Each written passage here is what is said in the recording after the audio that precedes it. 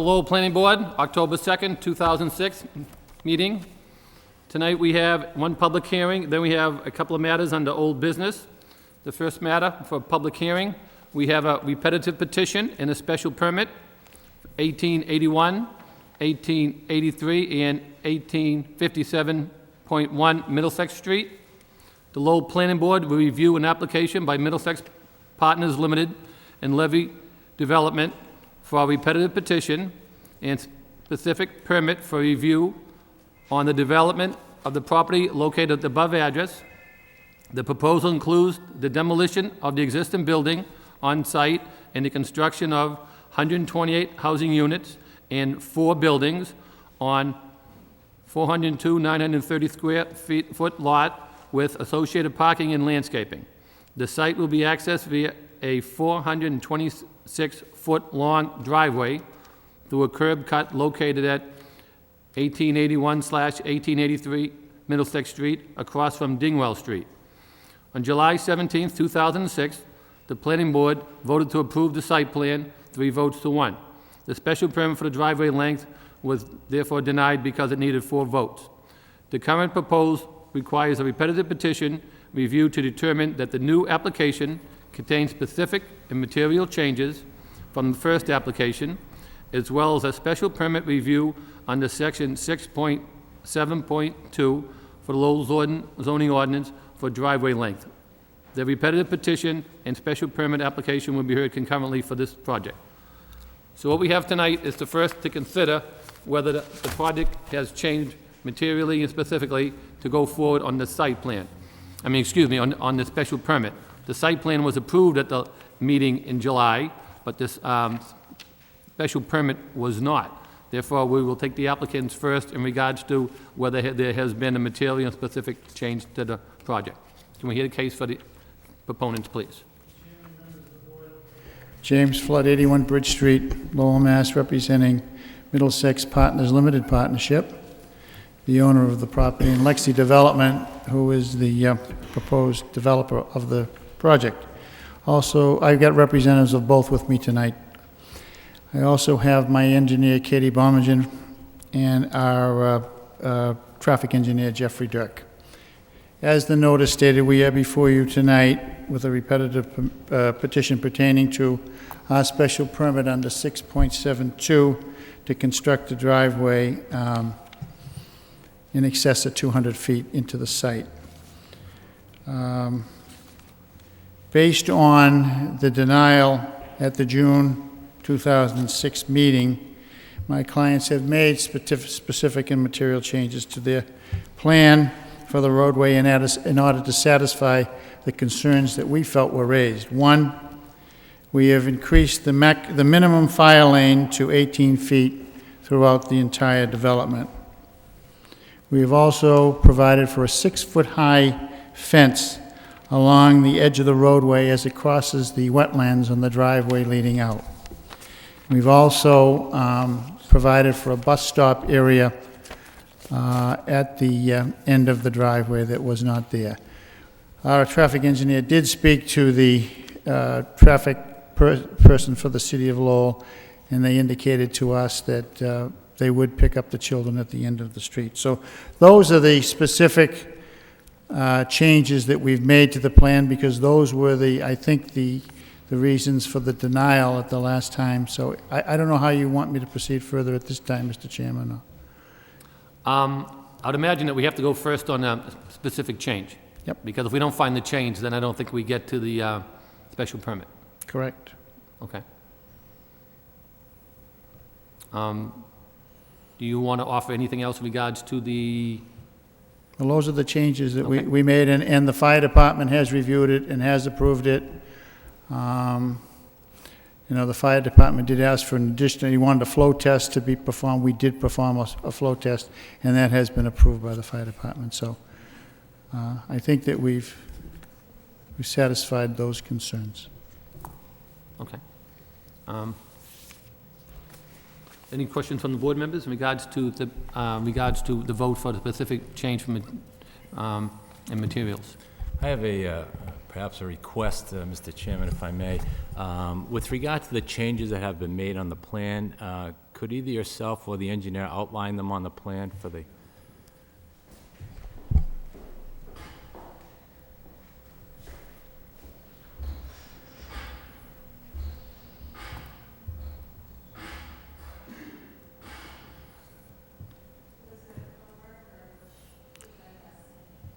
The green button on, press the left button.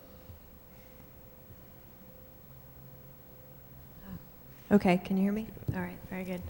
The changes that were made to the plan since the last time we were here are that the entire fire lane around the rear and the sides of the building has been increased to 18 feet the entire length around.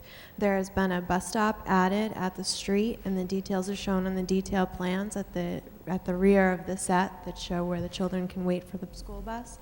There's also been shown on both sides for the entire length of the retaining wall that crosses over the isolated area subject to flooding in the middle of the site, a 6-foot high chain link pedestrian safety fence to make sure that anyone that walks along that sidewalk is safe through that section. Those have been the specific changes to the plan itself. Did I also read somewhere regarding a guardrail that was installed? There's also a guardrail on top of, in areas where we're not at the wetland area, where it's not a steep slope that leaves there, there's also been a guardrail that's been installed there too to protect. All right, so the guardrail goes up to the wetlands, and then from the wetlands forward, 6-foot chain link fence, is that correct? Right. In certain areas, like in this area on the side that the sidewalk is not, there's a 6-foot pedestrian safety fence, even though the sidewalk is not on that side. And then when we get on the other side of the wetland area, a guardrail has also been proposed Okay, thank in you. that area. Mhm. Thank you, Mr. Chairman. Any other questions of the board members in regards to the changes? I have none, Mr. Chairman. I have none, Mr. Chairman. Mr. Chairman? Sure. May- Go ahead, If I James. may. I believe the repetitive petition also requires the public hearing side of it as well. Okay. So at this point in time, for the public hearing part, anybody else want to speak in regards to the applicants? Anybody else here? Mr. Flood, anybody else with regards to the applicants want to speak on this before we go forward? Just dealing with step one. We're restricting this to just to the changes to the plan? Yes. Yeah, I think Initially, we've covered those, so I don't have Okay. anything with that. So what we're going to do here, since it needs two different votes, one is to see if the changes that they've changed on the plan are specific and material to decide that the plan has changed enough for us to vote, and if we vote that we do feel there's enough changes, then we will address the special permit aspect. If we decide that it's not make enough changes, and we vote to determine that it is not, then we will not even get to the special permit process, because that wouldn't be properly in front of us. So what we'll do is we'll take it step by step. If anybody in the public have any questions or confused with what's going on, feel free to ask, and I'll try to explain it more in detail. So what we're going to do is go first to see if the changes are enough changes that we should let them bring the matter back before us, because there's been enough. Under this section, it says specific and material changes. If we look in our zoning book, we don't have a definition of specific and material. If you look in the Webster's Dictionary under specific, it comes up 2 words, and basically it says definitive or definite. If you look at further, after I looked it up there, I looked under the Black's Law Dictionary, and it came up with the exact same word, definite. So therefore, that gave us a little guidance on how we go with what's definite for specific. Specific, and both definitions talk about being definite. Material was a little more, it says any material can be brought forward that the thing could be a change. So the change from material is a little more wide scope besides the specific. And I know basically on the reason, I guess the main reason we're here is because I'm the one who voted against it last time on the special permit process. And the main concern I had was the length of the roadway. And when I asked for the length of the roadway, I know we had 2 hearings on it, and I've been back and read over all the minutes of those 2 hearings. And when we had the first hearing, which was June 19th, and we had several people who spoke. And then, at that point in time, there was a motion that we continue it further to get a traffic study. And then we got the traffic study, and the matter came back. And then The matter came back in on July 17th, and on July 17th, the vote was to approve the site plan, which carried 3-1 with me against. And then for the special permit, it was denied with me against. And there was conditions imposed, which was 5 conditions. And the main question I had then was, when we were at the first hearing on June 19th, I asked for specifically for a letter from the fire department telling me that that egress going in for the special permit of 426 feet was safe, would be safe enough for that project in the eyes of the fire department. I asked for that. I asked for a couple of other things. When we came back at the next hearing, that letter was not there. The only response we got is that the letter was that there was something there for the turning radius around the back for the fire apparatus. And when I asked a question specifically about the roadway, I was informed, well, it wasn't mentioned, so we think it covered it. And since it's a special permit, I didn't feel comfortable that that was enough, and that was one of the one of the main reasons that I voted no against it, which was not one of the reasons that the applicant brought it back today. I did mention other reasons, one being the length of that, one being where the children would be picked up, whether there was sidewalks on that road, how was it coming in with the water, because of the fact that it went through the wetlands and over that site, and I had a couple other concerns. But basically, those were some of the concerns I had, and since it needs a special permit for that roadway, which requires all 4 votes, it did not receive those. So basically, at this point in time, if anybody would like to speak in favor of the project in regards to the specific changes and material changes, I'll hear those in favor at this time. Anybody in favor? In favor? In favor, hearing none. Anybody in opposition at this point in time? Anybody want to speak in opposition in regards to those changes? Yes, if you could come up to the microphone and state your name for the record, please, sir. Yes. So we're just going to stick basically at this point for the specific changes, and then we'll move on if we get that far to the special permit. Okay? So you just state your name for the record, please. Okay, my name is William Emmerich, 28 Dingwell Street, and I'm speaking in opposition. I have a small presentation here. I have a couple of little things for you to look at. Do you think you could maybe put in front of that site there so we could all see it? That'd be easier? Okay, thank you. All right. All right. Thank you. Thank you very much. I appreciate it. We can share if you don't have enough. You can give one to James if you like. And Thank you. oh, you have plenty? Thank you. All right. And the bigger sketches, if you can put there on the easel, that way the people at home can view as well. I'd appreciate it. Thank you.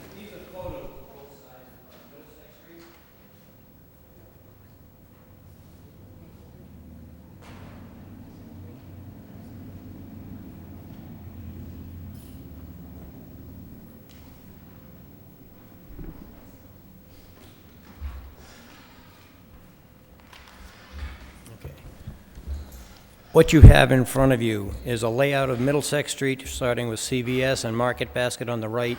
Just to the right of that is the Rourke Bridge. And if you look at the first the marked in green, the 18, 13, and 10, used to be 3 single-family homes. They're now 41 condos. Next to that used to be 2 duplexes. There are now 60 apartments. Just beyond those 3 duplexes, the middle one being the one in question, are where 4 houses used to stand, 2 buildings of 24 apartments. On the next page are another group of apartments, condos, and then the Millview Estates going in. And on the last page, the last 30 to 40 years, they've demolished 3 houses, put in 41 condos, 2 duplexes, 60 apartments, 4 houses, 132 apartments, and 24 condos. Open fields behind Market Basket are now 168 apartments. The Millview Estates, which is going to be, about 150 condos.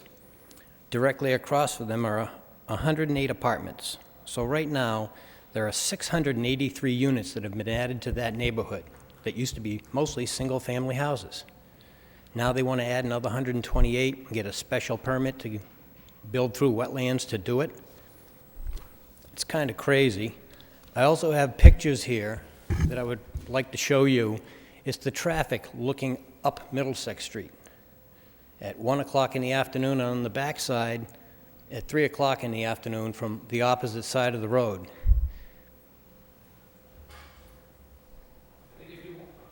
If you could get to the specific changes, then we can pull this up later if you want in the site plan, and that's where we can address the traffic issue. Okay. You cannot see any, there are 11 entrances right now, 11 driveways on the right-hand side. These pictures show, you cannot see any of them because there's traffic all the way up and down Middlesex Street on the right-hand side. That's from the traffic side going that way. Okay. If you went from the opposite side of the street, you still cannot see those entrances. Yeah, thank you.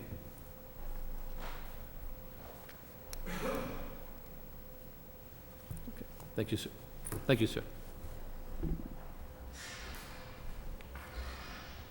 So what's going to happen here is they get approval for the road to go through. And they're going to pick up kids on Middlesex Street. You cannot see the entrances. You cannot see children coming out from between those cars. And between the August meeting we had here and the September meeting we had here, there are 4 accidents that I know of on Middlesex Street in that area. 4. And last night at about 7:30, there was a 3 or 4 car pileup right at the Rourke Bridge, right on Middlesex Street. They had the whole street blocked off. And that's a regular occurrence. Accidents galore. And last summer, there was a young child who came out from between parked cars in front of the apartments, 2 doors down from where they want to put that access road, who was struck by a car. So they can make all the changes they want to that road, get their special permit. It's not going to make it any safer for anybody who lives on that street. And I think right now they have built it up quite enough. Because if you already have 683, that's probably 1.5 times in cars. You're already up to about over 1,000 vehicles. And if the people can't get out of there now, and there are other people here from that neighborhood who can't get out of the driveways on that right-hand side, where they want to add. So I am definitely against. Thank you very much. Thank you, sir. Anybody else want to speak in regards to just the changes on the plan? Excuse me, I don't understand, because I don't think he was really talking about the changes. Oh, I think he was. I would like, okay. I think he was. I think he talked about the traffic that is at the entranceway, where the road is going to go in, where the cars are parked, and how the kids are going to get there. So I think that is part of the roadway, and I think that is part of the change that we're addressing. So I think he started to talk about the other things. I think I mentioned that to him, and then he came back into scope, and he fine-tuned it right down to the traffic, as I requested, and I said about the entranceway, and then he focused on the entranceway. He spoke about the traffic, he spoke about the cars but backed up by that entranceway, and he spoke about the entranceway. So I think he did speak about the entranceway once he started to go off a little bit and he came back. Okay? Anything else? I'd like to talk. Oh, you'll get a chance, sir. Everybody gets a chance to speak. Okay. Yes, ma'am, go ahead, please. Okay, I'm in opposition of the demolition of the duplex. It will take away from what's left of the... Okay, excuse me, can we just have your name and address, please? Oh, I'm sorry. Okay. Patricia That's okay. Emmerich, 1878 Middlesex Street. Okay, we can't get into the demolition. We're only going to get into the changes of what they brought back first, and then if we get to the special permit, we'll get into the demolition. Okay, we have to speak about the changes Isn't that part first. of the special permit Yes, but we haven't got to that phase yet. for the roadway? Right. So what we're talking about right now is whether the changes from the last project are enough for us to reconsider them to allow them to bring back the special permit in front of us. So we have to consider what the changes they made, and the 3 changes they said they made was the fire lane around the back being 18 feet, the 6-foot-high fence on the entranceway, and the additional info that they said they got a letter from the fire department.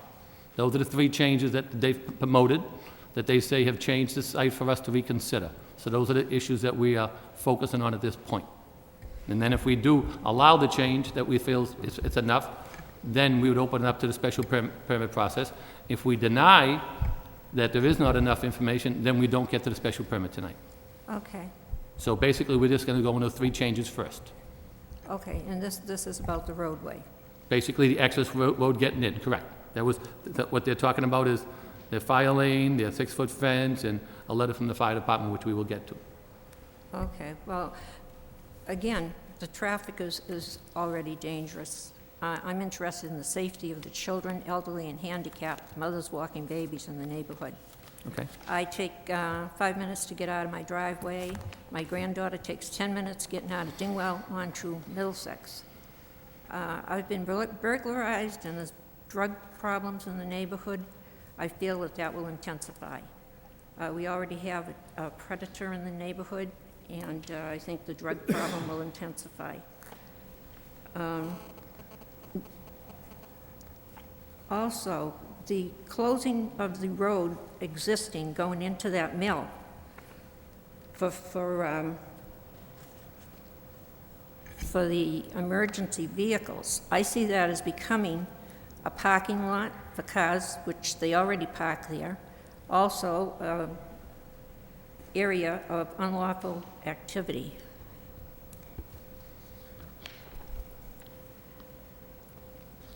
That's it, thank you. Okay, thank you very much, ma'am. Anybody else like to speak in regards to the changes at this point? In regards to the changes? Thank you. Evening. My name is Michael Reddy. I live at 130 Nesmith Street. I am a neighborhood activist and very close friends with the DeProfios and the Emmerichs. I specifically will address the whether or not the developer and his representatives have presented specific and material changes, which is required under the state zoning laws, Chapter 48, Section 16. I'm somewhat surprised at just how little they've offered here. And to step through, the first item, if I had heard Attorney Flood correctly, they have extended the fire lane to 18 feet. As best as I could tell, that applies to what goes on in the project after you drive down the driveway. The bottom line is there is no opportunity to widen this driveway. It's wedged between two houses, very close houses already.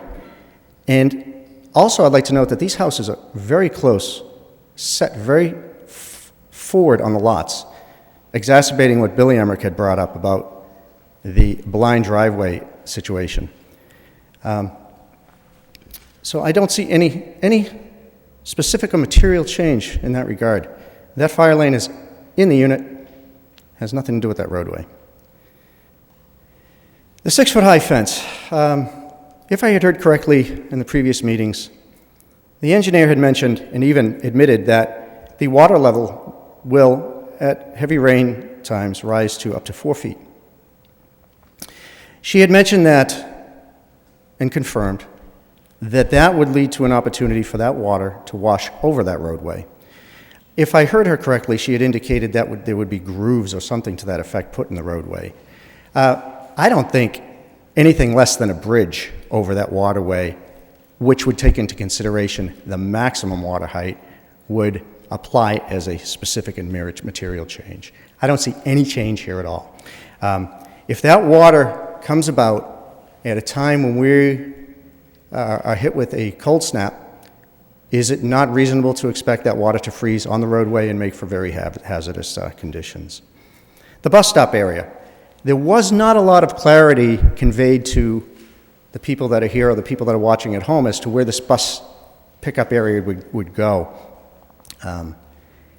Things are very tight up there. I don't know, would the bus pickup go in the front yard of one of the adjoining matching duplexes? I don't see a substantial material change there at all. If I may. The roadway is still 426 feet long. Nothing's changed. They haven't presented any opportunity to put through another roadway. I had argued in the past on this that I feel that the residents of the neighborhood are absolutely dead on. That roadway is too narrow, it's too blind, they have no opportunity. And perhaps, as Board Member Burns had said, that she had said twice in the last meetings, that property will eventually be developed. I'm not disputing that. I just don't believe that this plan, as presented, is ready to go. I think, as we had seen it, Billy had made a point, this neighborhood is peppered with high-density, double-layered, block-size, 60-unit apartment complexes, right up to the parallel street, Princeton Boulevard, all the way down Middlesex Street. They're making a very good case here. They're concerned citizens who have occupied that neighborhood for their entire lives. They know the neighborhood. They know what's going on. There is quite a bit of land back there. I agree. It's ripe for development of some kind. However, it doesn't matter how much land is back there. If the access is not safe, convenient, it just might be a landlocked situation. It's happened before. Not all land that's available for development is ready for development. He's got a very significant problem here. He had an opportunity to build a roadway in at 1835, but he built a condo development on that. So why should the neighborhood have to pay the price for that?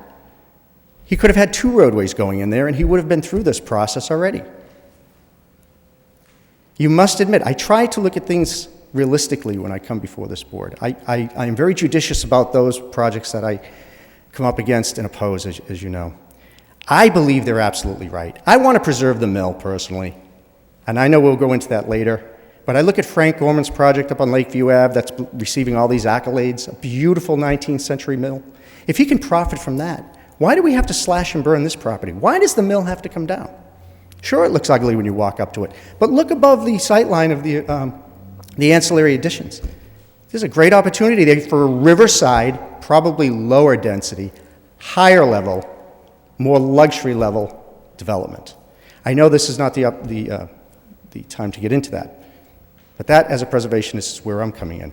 But as a friend and lifelong friend of these families, I think that the developer has not made the case for specific material changes in accordance to what is a somewhat subjective, I agree, Mr. Chairman,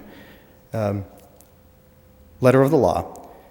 But as I had said, the General Laws of Massachusetts, Chapter 40A Zoning, Section 16, no appeal, application, or petition which has been unfavorably and finally acted upon by the special permit granting or permit granting authority shall be acted favorably upon within 2 years after the date of final unfavorable action, unless said special permit granting authority or permit granting authority finds by a unanimous vote of a board of 3 members or a vote of 4 members of a board of 5 members or 2/3 vote of a board of more than 5 members, specific and material changes in the conditions upon which the previous unfavorable action was based, and describes such changes in the record of its proceedings, and unless all but one of the members of the planning board consents thereto, and after notice is given to parties in interest of time and place of the proceedings when the question of such consent will be considered.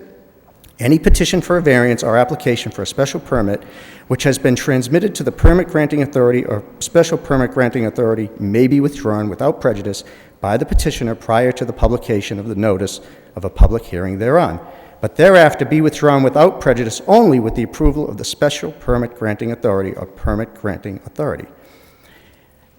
I reiterated that only because I think it's in the interest of those who watch this program, watch these meetings, and those who are here, to understand that there is a state law, not just a local law, that holds them to a very high level of accountability in proving that these changes are specific and material. And I, in my opinion, believe they have not. I think they can do much better.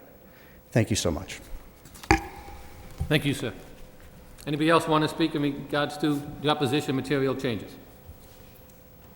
Anybody in opposition? In opposition? Yes, sir, you had your hand up? Well, I'd like to talk to the material changes. I'd like to answer a few points you raised. Are you speaking in favor or against, sir? In favor of the plan. We already closed that part of the hearing, sir. We did the hearing part first, so sorry about that. We do in favor first, and then when I have favor, and I said it 3 times, then after that, we do to the closing, and we close at that point in time. At this point in time, nobody else wants to speak in regards to in opposition. I'll turn it over to the board members. Joe, you want to go first? Or anybody want to go first? Go ahead. I'll start out. Okay. Thank you, Mr. Chairman. The first step of this analysis is whether or not there are specific and material changes from the first application as they relate to the plan. I certainly feel there's specific changes because they've been delineated. One, the fire lane's been widened to 18 feet. It's requested by the fire department for the entire development. there has been a 6-foot high fence and guardrail along the wetlands area, and since the time of the first application, we have some additional information from the fire department concerning their approval of the access and egress. So I think in terms of that finding, I would make a motion that there are specific and material changes from the first application, that they be allowed to go forward to the second phase. Rich, any questions or concerns in regards to that? Yes, I concur with what Attorney Claremont has stated. I too believe that there are material changes to the plan. I would like one clarification, if I could, from your engineer. There was a question about the bus pickup area, the design of that. Could you just step us through that, Katie, and so we can see where it is and how it would work? I think it's important because it is a very busy street. There's a lot of building over there, and it's a safety issue, and there's kids involved.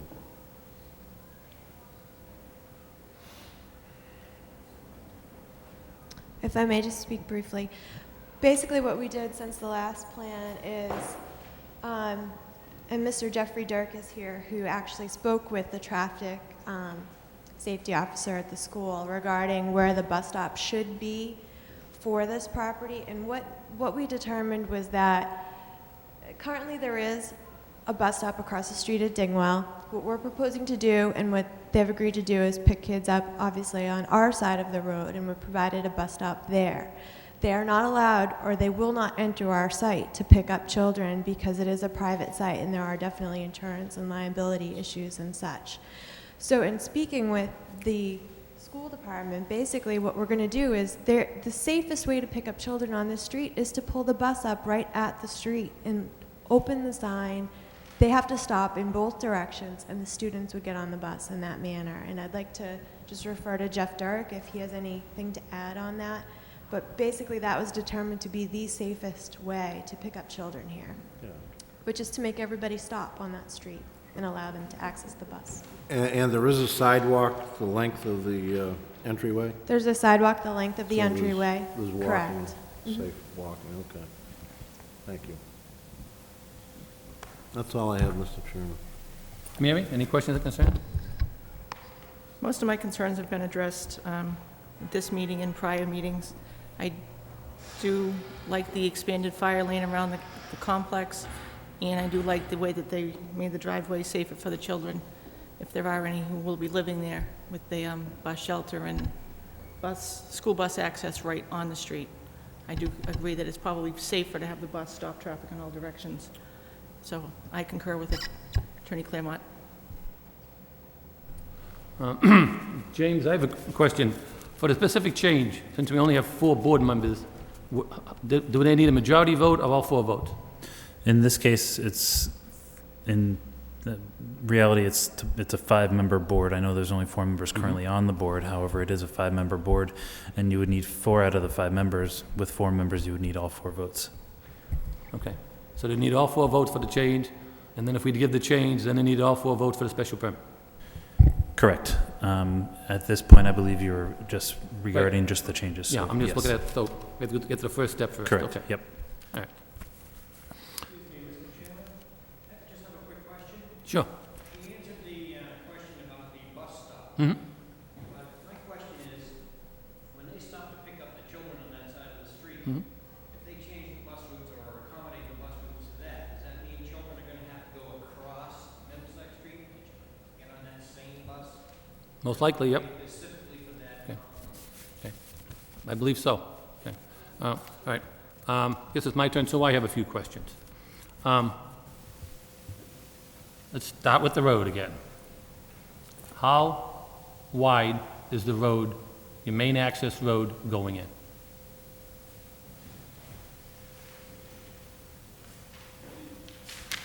The roadway starts off at 24 feet, and how far up, Katie, does it go down to 20 feet? At the crossing, it goes down to 20 feet. So it's 24 feet at the bottom, and it goes down to 20 feet when it goes to the crossing. All right. When you're coming off Middlesex Street, when you first go in, how wide is it? 24 feet. And then how long is it 24 feet for? I'll let Katie.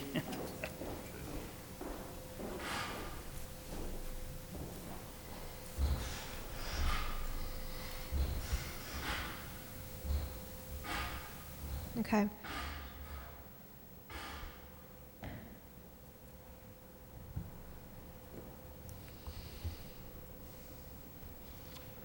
About 290, the first 290 feet.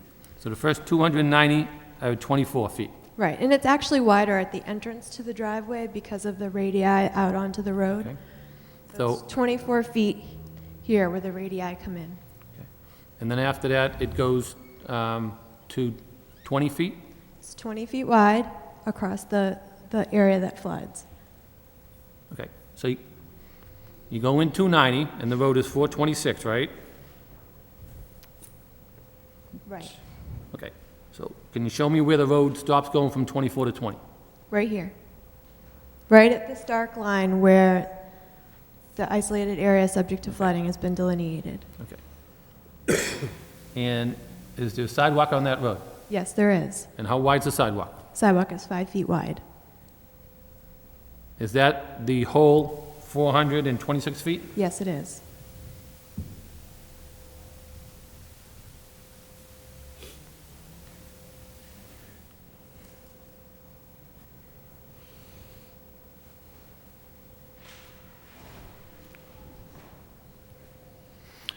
Now, you say you've addressed the issues from the fire department in regards to the roadway.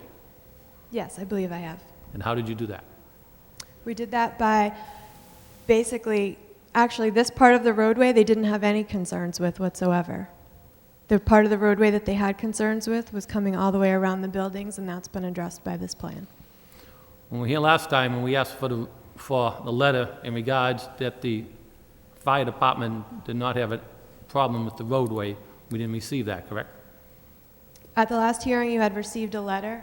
It wasn't specific to the length of roadway. Right. Where I contacted Captain Weber and spoke with him, and I specifically asked him for a letter stating that he felt that this was a safe situation, it would be acceptable to the fire department. He then re-reviewed it and issued another statement, which is in your packets. That's the one in our packet. Yes, I believe so. Is that the one that's addressed to whom it may concern? It may be. No. I'd have to check my notes. To whom it may concern, the main access to the Drake's Landing complex needs to be wide enough to accommodate a large vehicle leaving while fire apparatus is entering, and a minimum 18-foot fire lane maintenance around the complex. Right.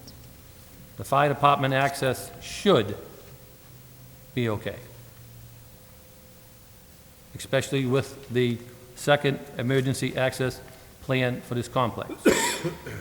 The only other concern of the fire department would be that the water supply, a fire protection, engineering, FPE would have to witness a flow test, and hydraulic calculations would be needed to be done by EPE to determine if the required water volume and water pressure exist for the fire protection, i.e. building fire sprinklers and sand pipes, and the additional fire hose stem allowance. If not, what needs to be done to accomplish this water demand? Is that the letter you're referring to?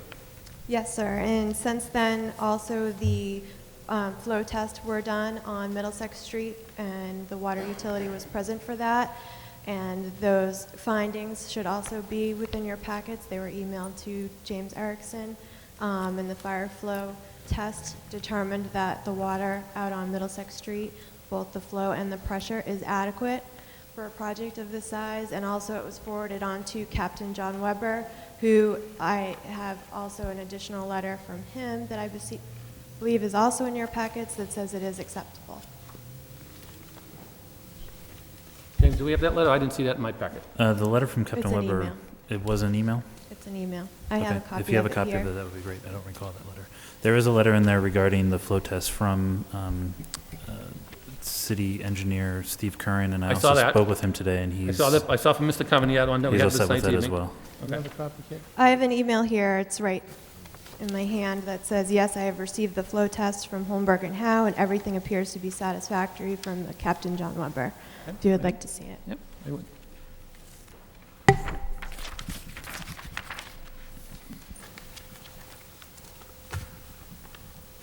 Excuse me.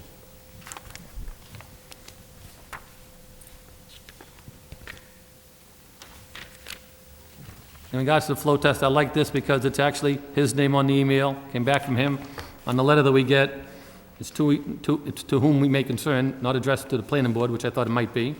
It's not dated, it's not even signed, if it's the letter that you gave us in the packet. Those are a couple of questions I had in regards to that.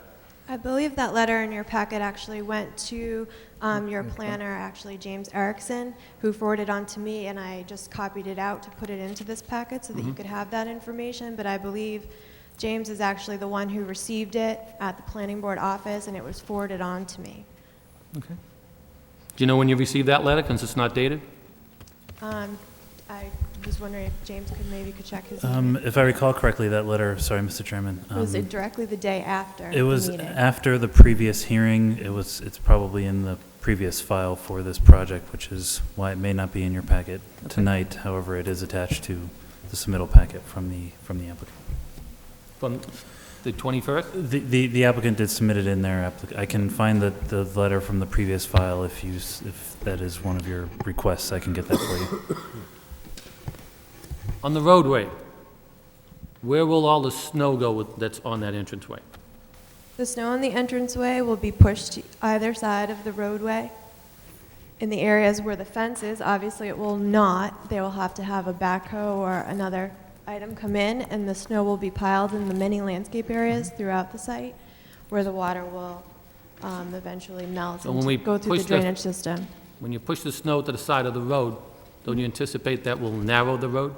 No, it will not. In areas, in this area here and in this area here where we could push it to the side of the road, no, it will not narrow Well, the what roadway. about where the sidewalk is? Well, obviously, they'll have to keep the sidewalk clear as part Right. of the, right. Right. So in areas where they cannot push the snow, they'll have to push the snow into the site. So you're gonna push Potentially- it the whole 426 feet? Of course, yep. And none of it's gonna go on the side of the road? Some of it may go on the side of the road, but the sidewalks will have to be kept clear. Obviously, this is the way that the school children are getting to their bus stop. That's what we're concerned about. And, right, obviously, there's going to be a condominium association that will keep those sidewalks clear and keep the roadway clear. And if a backhoe needs to come in to move this snow from piles within the site, there's plenty of area to store that snow within the site, and that's what we propose to do. So you may have a backhoe on that road? Potentially during large storm events where there needs to be some additional snow removal, yes, maybe. Okay, and we're gonna have traffic coming both ways? Potentially, in that case, they might have to slow down and wait for a second while the machinery moves, which And is if it- typical of any street in Okay. Lowell during a snowstorm event. Okay, well, typical of any street in Lowell, I'm glad we went there. What's the average size street of a typical street in the city of Lowell? I would have to ask James. 28 what feet. the- 28 feet, Okay, okay? And you're talking 20 to 24, right? Okay, correct. all right. So that's why we have the roads a little wider, to get into some place like that, so we will have the extra room. So if we have to get emergency access vehicles in there, as well as plows, as well as cars coming and going both directions. That's why we look for something to be 28 feet. Okay.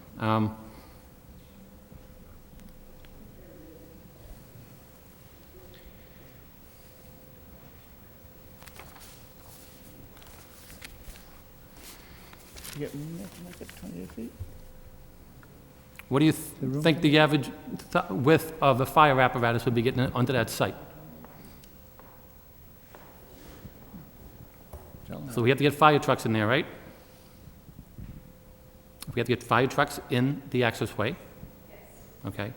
What do you think the average size fire truck width would be? Keep going. Keep going. Keep going. I'll tell you when you get there. Keep going. I put the actual fire truck on the entire site to make Mhm. sure that both the fire truck and cars and trucks and things going in the opposite direction would have adequate room. There are many roads in the state of Massachusetts that are less than 20 feet wide, and emergency vehicles are. Correct word is road. That's a driveway. This is a driveway, and That's therefore right. it should There's be a difference kept between a road and a to a lower driveway. standard than a roadway. Okay, road and driveway. The average fire truck is 10 feet wide, not counting the mirrors. I went to the fire station and measured them, Okay. okay? And I even called over, and I spoke, and they said the hook and ladder truck is a little bit wider.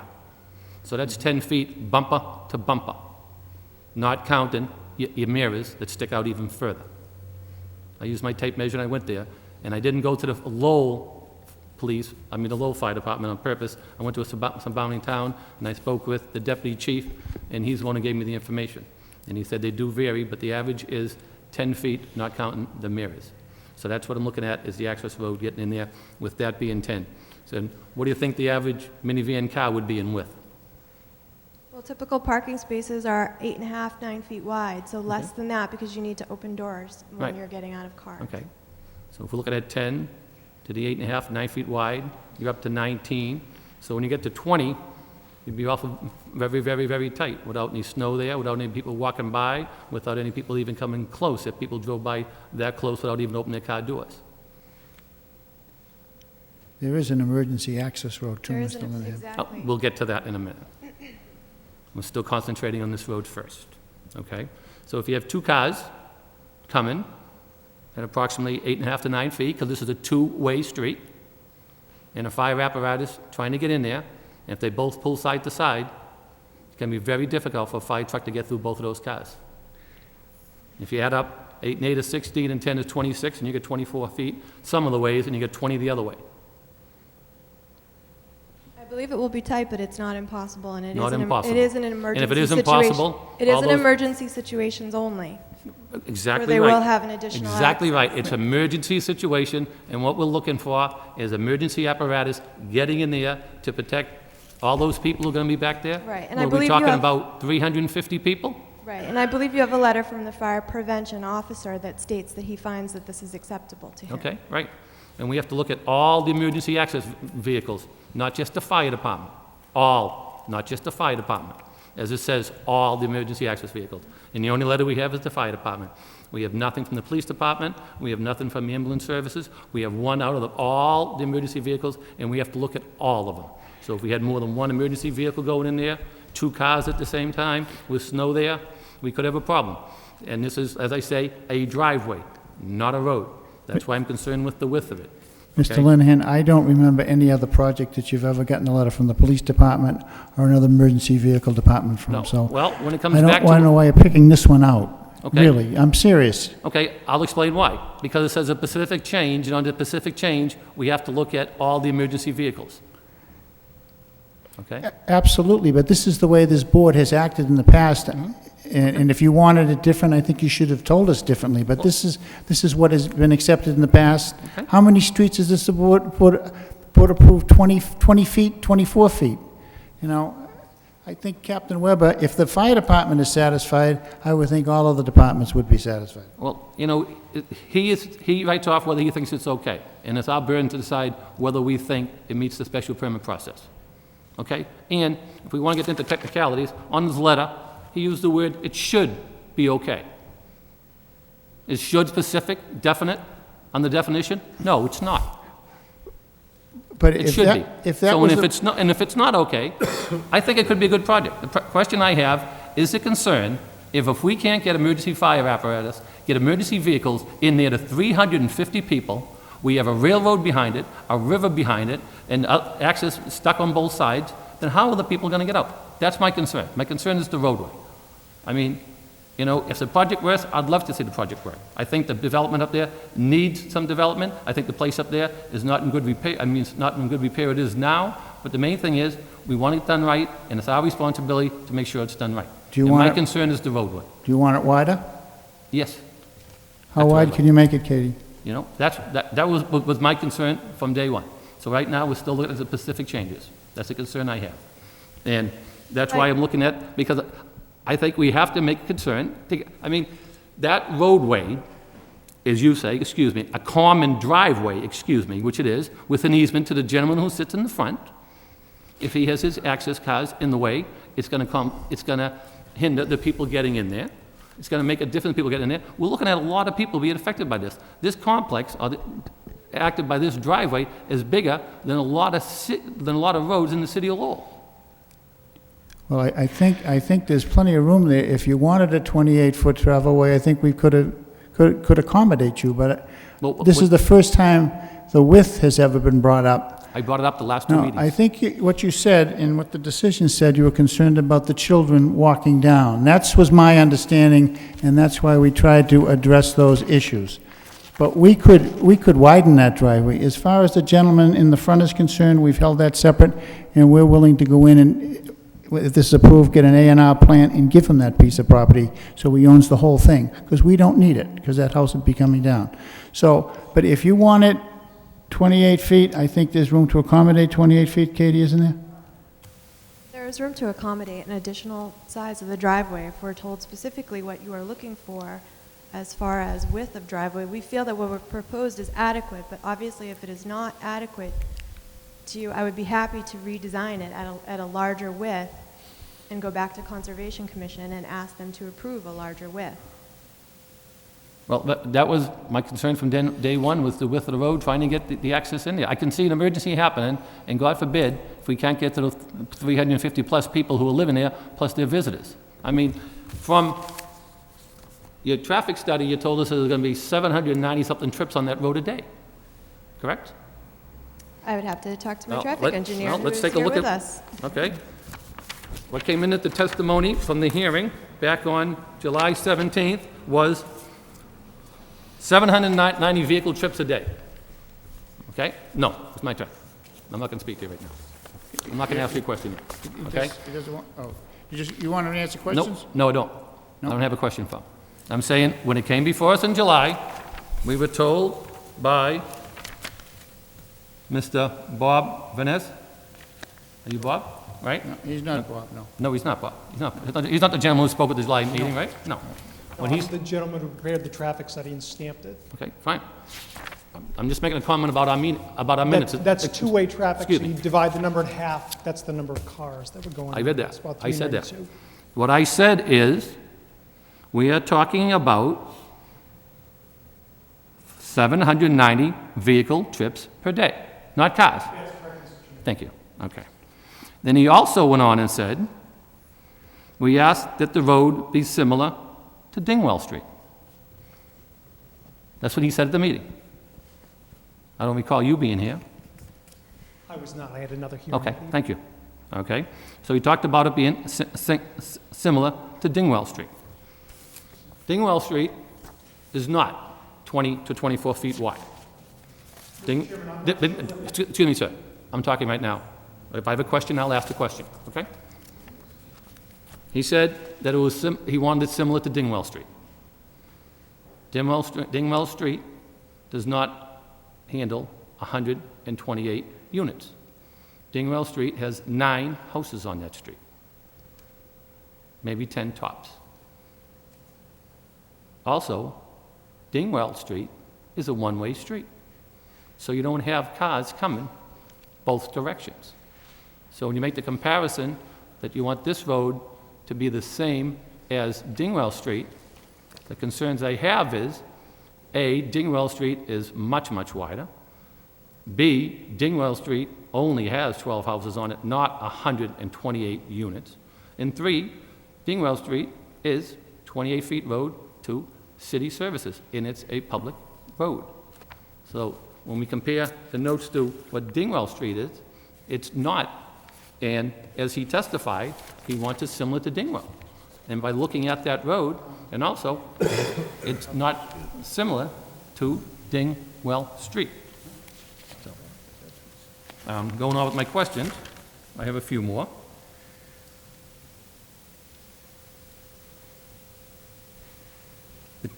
We'll still have the children walking up the road, obviously, right? Because now we have a sidewalk, and they're going to be coming, they're going to stop at a bus stop at the end. We talked about that there is emergency access by way of an easement to the right of the site. And that access now, I think there was a question about how wide that was and how wide it's going to be. And I know on that road, it has a sign that says no parking. Actually, there's two signs. They're both on the chain link fence. And the sign reads, "No parking. Beware of truck driveway must be kept clean."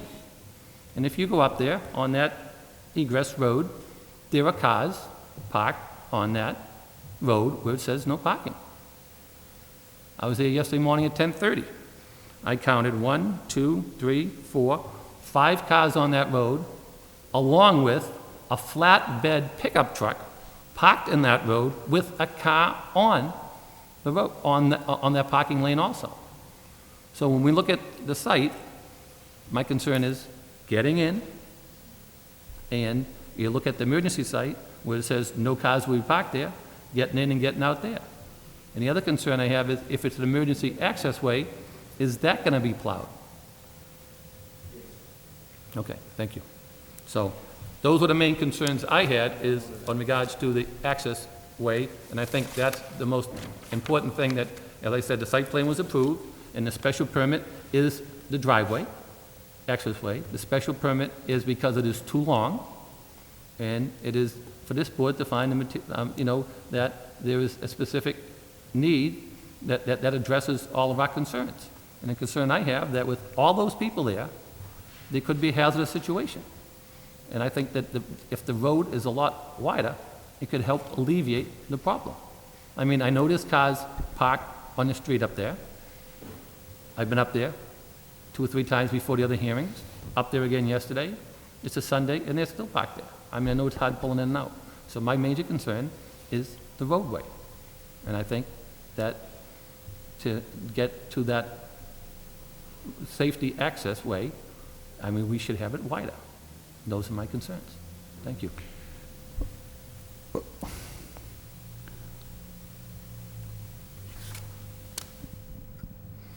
At this point in time, what's the request of the board in regards to specific and material change? There is a motion on the floor, is that not right? I know he made that before you two had a chance to speak, that's why I'll bring it back before. Just to recap, Mr. Chairman, if I could, briefly, I share your concern concerning the fire safety. That's certainly one of the things we need to look at this plan and every plan. I'm comfortable with the fact that there's been a letter from Captain Weber in the earlier submission indicating that the complex needs to be wide enough to accommodate a large vehicle leaving while fire apparatus is entering, minimum of 18 fire lane maintained around the complex, which we do have. Secondly, we got a second letter on the project review form that we get in every project from the fire department, signed by Captain John Weber, dated September 7, 2006. And this form just simply says approval. I have reviewed the site plan and have no objections, corrections, or additions.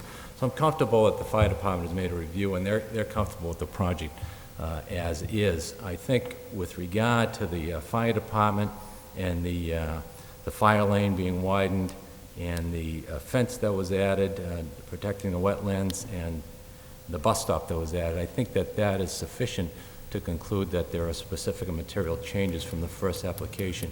I'll renew my motion that we find that, and that we allow the applicant to go forward to the second phase.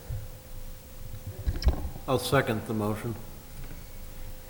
And I just would like to add as a comment, I do share the chairman's concerns about the width of the roadway after discussing it and thinking about it. I think it would be best to have it wider. But I think also that we should maybe provide the applicant some more specific guidance in terms of what that width should be and the reasoning behind it. That's all I have. Thank you. There's a motion on the floor. Motion is made and second. All in favor? Aye. Aye. The chair votes yes, so the motion carries 4-0 that there is enough specific and material change to go forward for the special permit. Mr. Chairman, can I confer with my client for a Sure, minute? absolutely. Do you mind, can we take a short recess? No.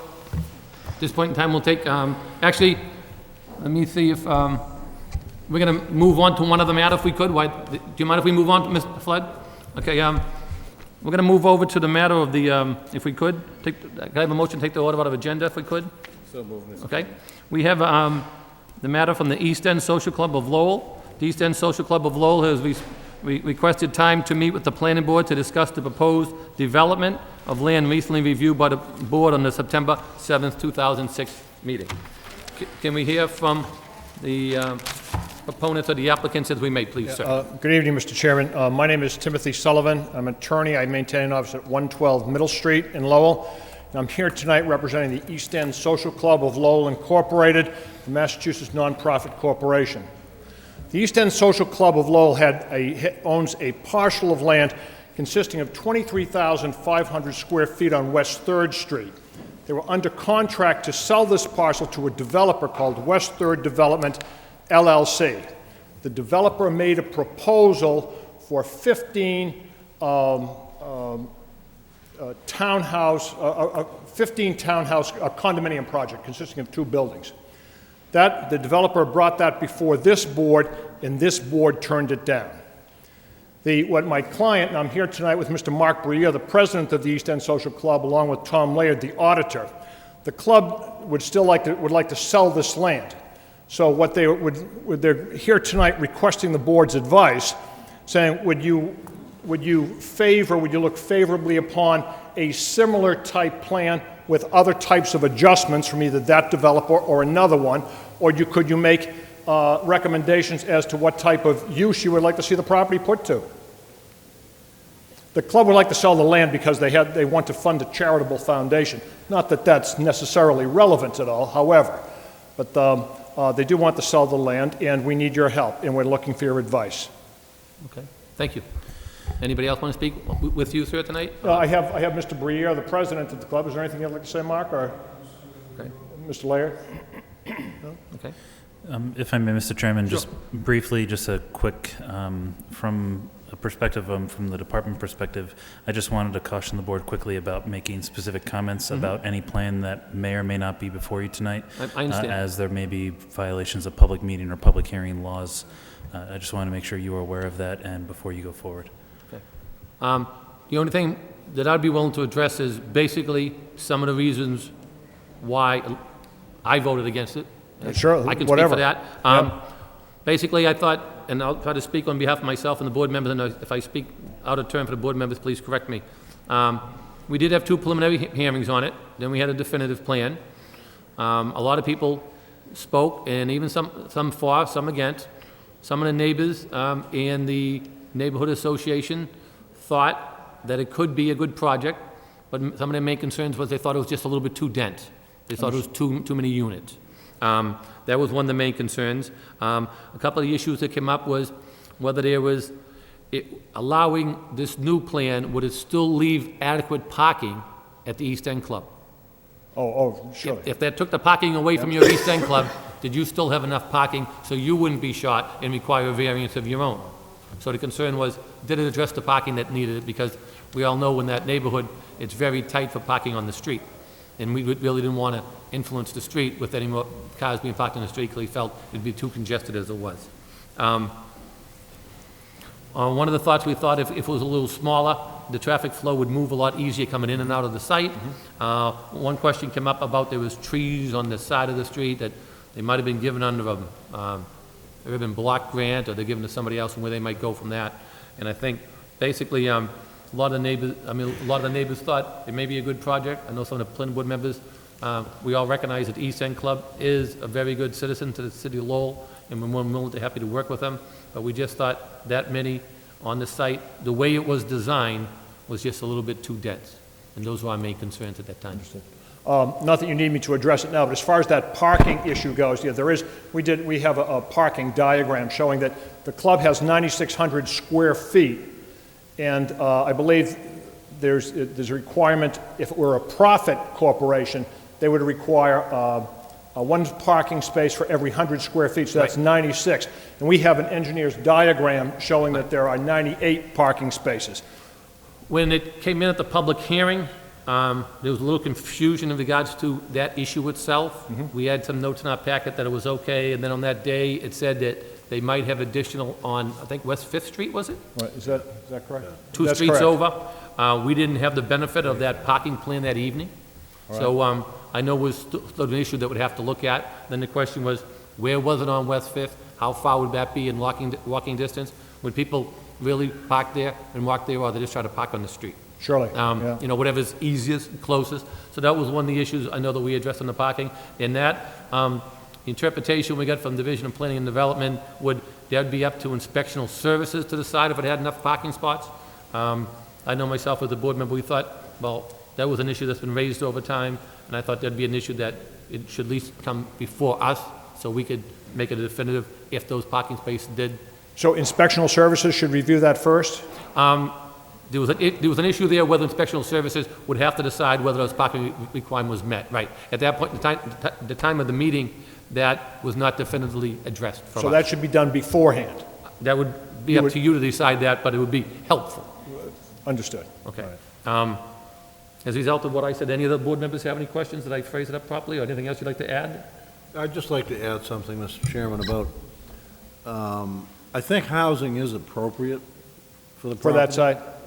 Yeah, this housing that's needed, this housing that's needed in that part of the neighborhood, and that is appropriate use of the land, but you've got much too much in there. You know, The as proposal chairman, had too many units in you it. get too many units there.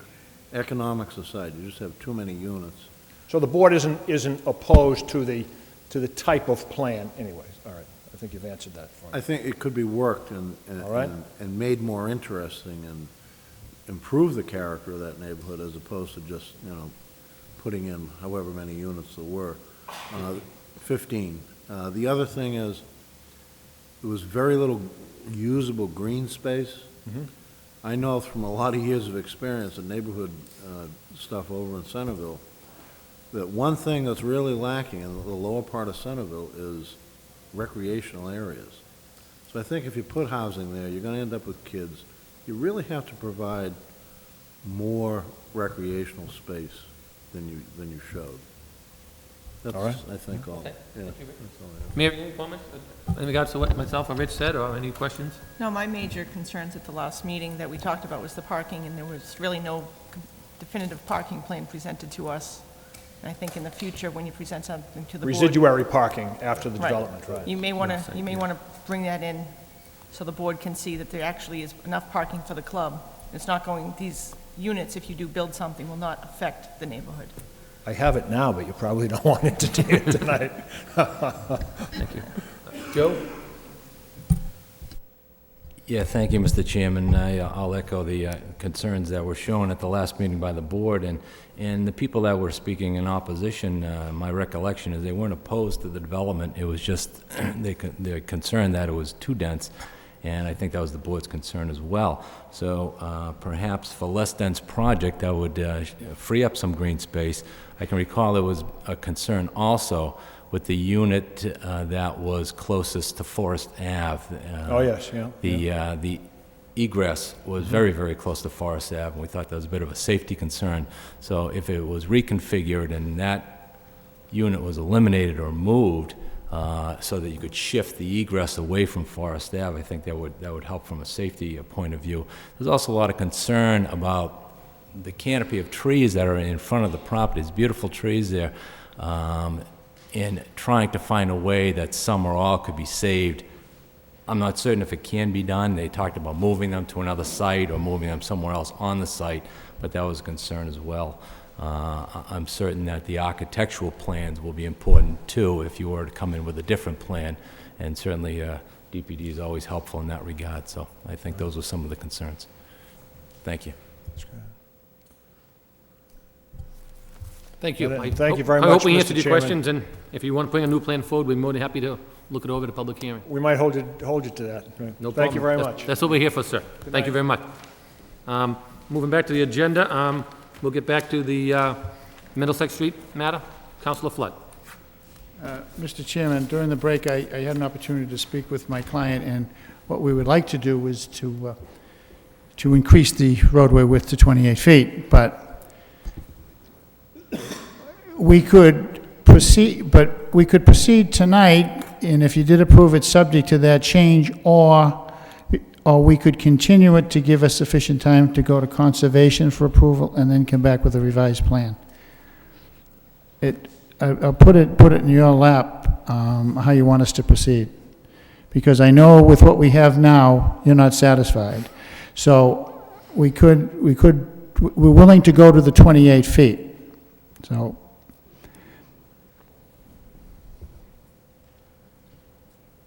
So you're looking for a recommendation from myself? well, or you- I mean, I could go forward, Mr. Linehan, and then you could deny it, and then, we'd go with a repetitive petition to come back. But I thought, depending on what you wanted to do, what's the best way for us to proceed?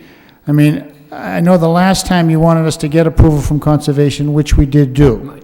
So we'd have to go back and revise it because the width would affect the crossing too. So we'd have to get that and then come back. So I don't want to waste everybody's time, and I want to do the Well, right thing. I think you've accomplished one thing, at least, because you got the repetitive petition back. Yep. So at least something's been accomplished, whichever way you go. Yeah. So we could, if it's the board's wish, we could continue it to revise that. It'd probably take a month, though, to do it. I don't think we could do it in 2 weeks. Because you'd have to go to conservation. Conservation, right. And I don't even know, they meet twice a month, so I think it might just be a minor change, but I think that's what you'd want us to do anyways. Well, I imagine that would be your request one way or another, instead of Yes. telling, Yes, it's our request. You're requesting that we continue the matter? Yes. Okay. Let me address the board members in regards to the continuance. Can I just ask a procedural question? There's going to be a shakeup in the composition of the board, and I'm concerned, moving forward, if this matter is continued, how that's going to affect us legally moving forward to a vote at some point in the future. If I may, Mr. Chairman, briefly. To be honest with you, I'd have to look further into that. I'm not sure. Tonight, you had a public hearing for the repetitive petition that was voted upon. I'd have to look and speak with our, just the city council, city attorneys, just to see how the special permit side of this would be heard. From my inkling right now, you have not opened that public hearing. You can continue it without having to worry about a change of the board. There's also the option to open the public hearing, make a decision tonight if you see fit, or the applicant can also decide to take the repetitive petition and withdraw their application for the special permit. I'm just throwing out many different ideas, but from my understanding, and I just don't want to guarantee that proposing a continuation will guarantee the status that the special permit hearing portion of the meeting is actually closed and was never actually opened. No. I just want to have that out there to look into it further. I think the way we tried to break it up was that we did the repetitive petition first, and we haven't got into the public hearing in regards to the special permit. I mean, if the attorney was requesting that the special permit be withdrawn, and that motion was adopted and wasn't properly in front of us, then he could bring it back at any time he wanted in the future. If possible, Mr. Chairman, if it fits the board, maybe picking one of the November meetings to bring that special permit back in front of the board so that the public will know exactly when that will possibly be back in front of the board, or at least when to come to a meeting and understand what the status is of the project. The only question I get there, if they go back before conservation, and they get a stickler like somebody like me, they might couldn't their meetings a couple of times. Couldn't. You go before conservation, Yes. and they run into some opposition or whatever, and they continue their meeting, then that would throw off our time period. If you Yeah, but at that point, Mr. Chairman, we would have the plan in with the 28 feet, and we would have appeared before conservation, and we'd have an idea of what's happening, and you could always, if you were inclined to approve it, subject to a final order of conditions from the conservation. But I'm saying that depending on how long it takes to get through conservation, the question is, if you withdrew it, then don't you just mark it up for the new public hearing in the future? Or instead of just withdrawing it, then continue it? Because if you withdraw it and continue it, isn't that basically conflicting? If If you have to have withdrawn, Yeah. How can you have to have withdrawn and then continued again if it's, Well, no, if we ask to withdraw it, we can't continue it, no. that's what I'm saying. Yeah, I'm saying, if you withdraw it tonight, Yeah. then you would pick the date in the future when it comes back. is that acceptable to you? You know, I'm saying, if you ask for the continuation, then it's not withdrawn, correct? Yeah, absolutely. That's what I'm saying, Yeah, so you couldn't have both in that scenario. So I'm saying, if the motion was to withdraw it, then whenever the plans were How long will it take you? back before us, he'd have to come back in again for this special permit. Yes, if I may, Mr. Chairman, if there are a couple options tonight. One, the board can make a decision. However that decision Right, goes I is up to understand the that. board. Two, you can motion to just, without opening the public hearing for the special permit, continue it to another meeting, preferably in November. There's a meeting November 6th and a meeting November 20th. Right. It sounds like with what the changes need to happen, or possible changes in conservation, it would be the November 20th meeting. I'm just throwing that out there. Or three, the applicant can decide to withdraw without prejudice, then reapply for a new public hearing sometime in the future, likely for a, either the second November meeting maybe, or the November 6th meeting, Right. depending on. That's right, I mean, he can withdraw it, and we can request a withdrawal and mark it up for new hearing. We could go forward tonight, or the other option is not open the public hearing and continue it. Mr. Chair- Whether the vote is required by the board members. Yes, I'm sorry. Yeah, I'm sorry, Mr. Chairman. I think it makes sense, if it's agreeable with the applicant, where the public hearing is not yet open, now we continue this to a date certain, because there's a lot of neighbors that wish to speak on the public hearing. We can give them a date certain so they can plan on being here that evening. So my preference, again, if it's okay with the applicant, is to continue it to a date certain for opening the public hearing. At that point, you'll have a modification of the plan, and that would be my thought. Mr. Chairman, I'd request that we continue it to your November 20th meeting. That's plenty of time.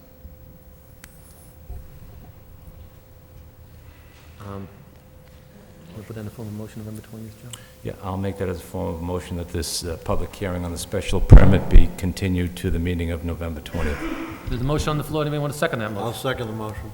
Motion's made and second, all in favor, say aye. Aye. Chair votes yes, so the matter will be continued to November 20th, 2006.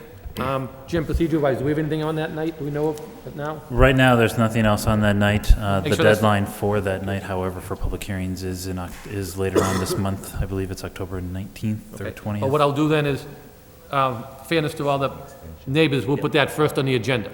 That way I don't want to get somebody else come in ahead of time where everybody's already been here. Thank you very much. So we'll I put want that to up- thank Mary Burns for her loyal service to the city. Good luck. It's been my pleasure. If I may, Mr. Chairman, just for clarity for the public, therefore, the public hearing for the special permit is going to be held here on November 20th at 6:30. Right now, it's the only thing on the agenda. There obviously is time for other things to be on that agenda. If you want to give the Division of Planning and Development a call as we get closer to that date, you're welcome to. We're always open for the public to review any plans or proposals. Thank you. Thank you all very much for coming down, I appreciate it.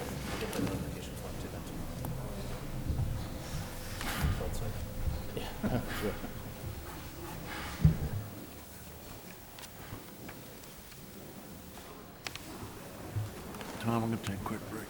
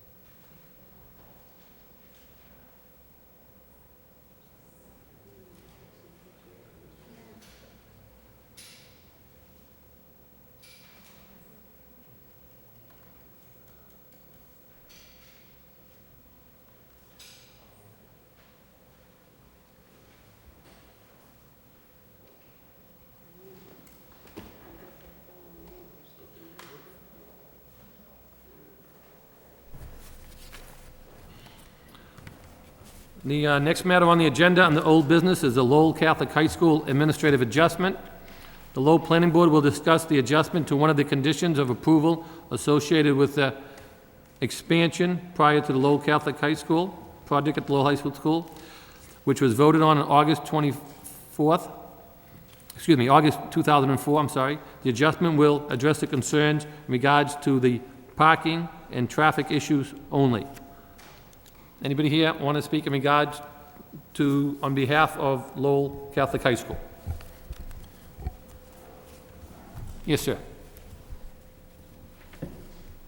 My name is Tony Romano. I serve as the school's assistant principal and would like to propose and support the modification that's before you relative to using the rear gate in the parking area at dismissal time to allow for a more orderly flow of traffic to leave the campus of Lowell Catholic High School.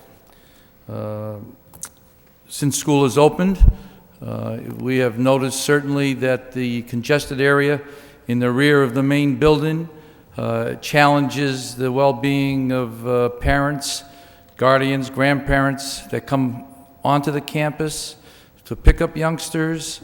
It forces our building occupants, mostly students, that leave the building through the rear part of the building into that same area.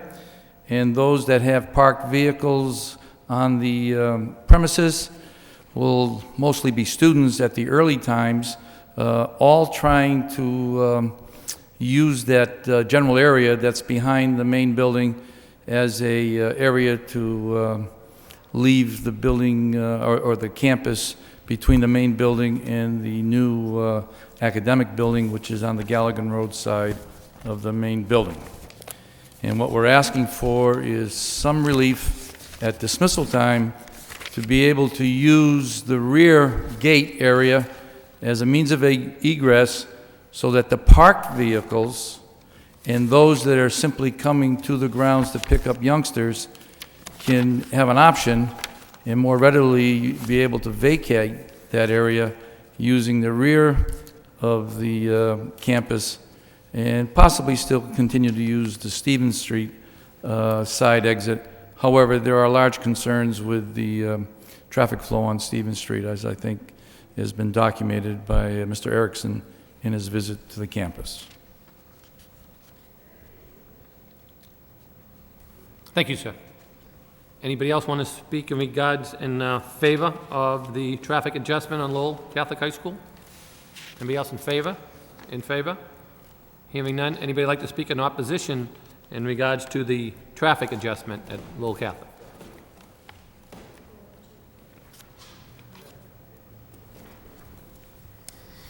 My name is Mary Wheeler. I live at 4 Benton Street, which is the corner house with Stevens Street.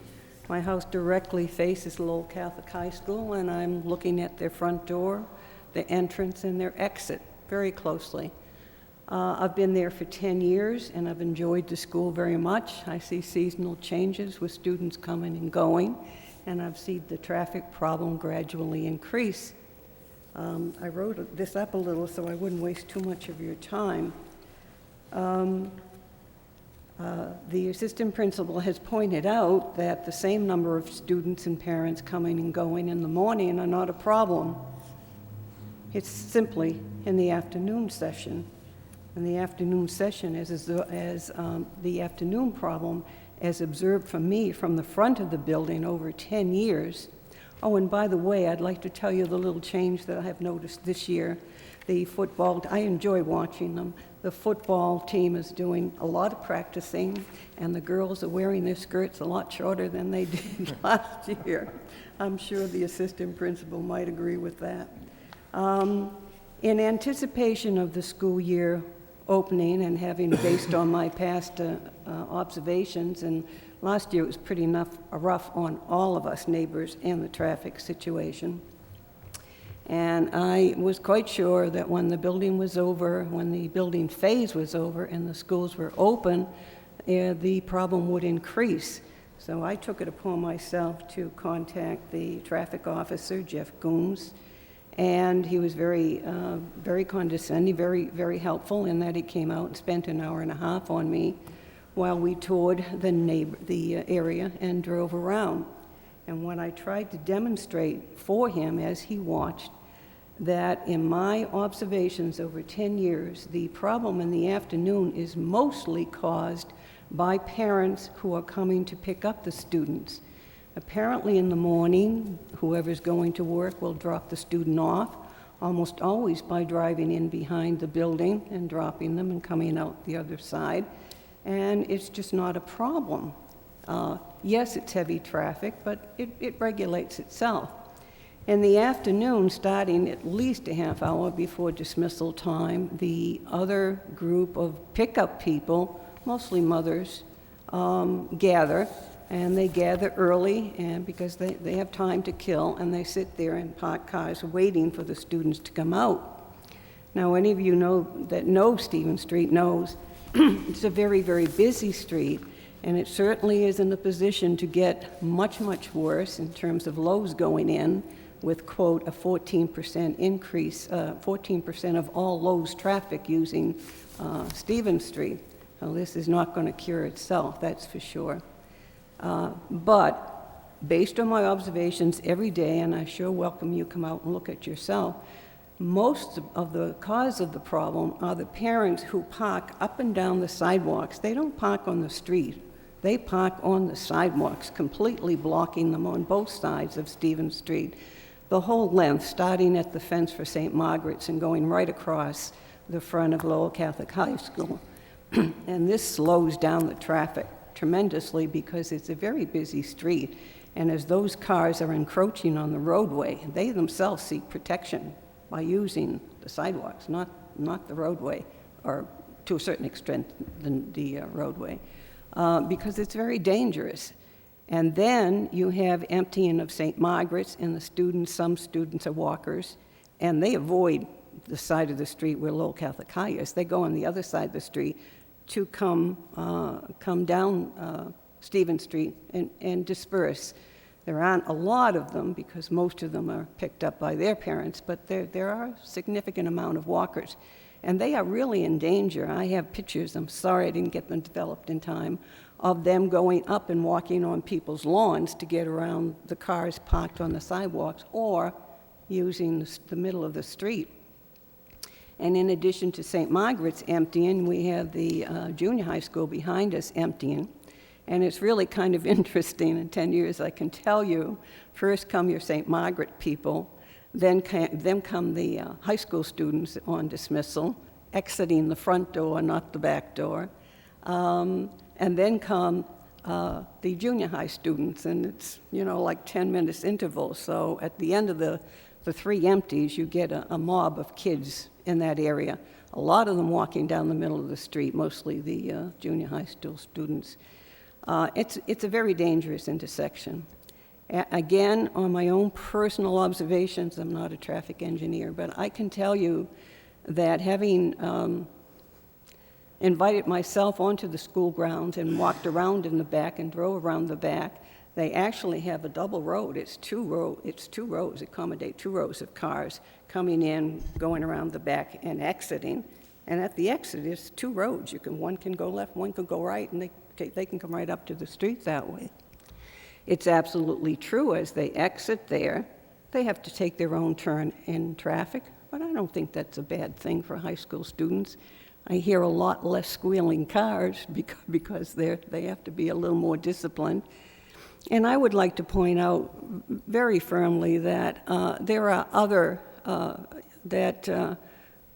when you as a board impose that condition on the school for permission to build, at the neighbor's request, who have lived there and put up with a lot of racing cars and so on using the back exit, I feel that you made a pact with the abutters. And I want to take this chance to thank whoever was responsible for notifying us about it, because apparently it's not entitled to a public hearing. It's just an administrative matter, which kind of surprised me, as a rule of law, that had we not been notified, and apparently you're not required to, we wouldn't have known anything about this whatsoever. But I think there's trust established between the board, the school, and us.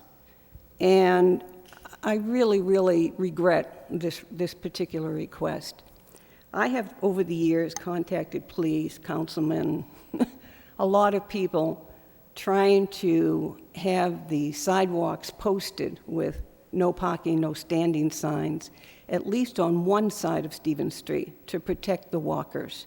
There are a lot of walkers. You would be amazed at how many people walk their dog and exercise and jog and baby carriages and so on, all of whom I have seen forced out onto the street because of this sidewalk parking.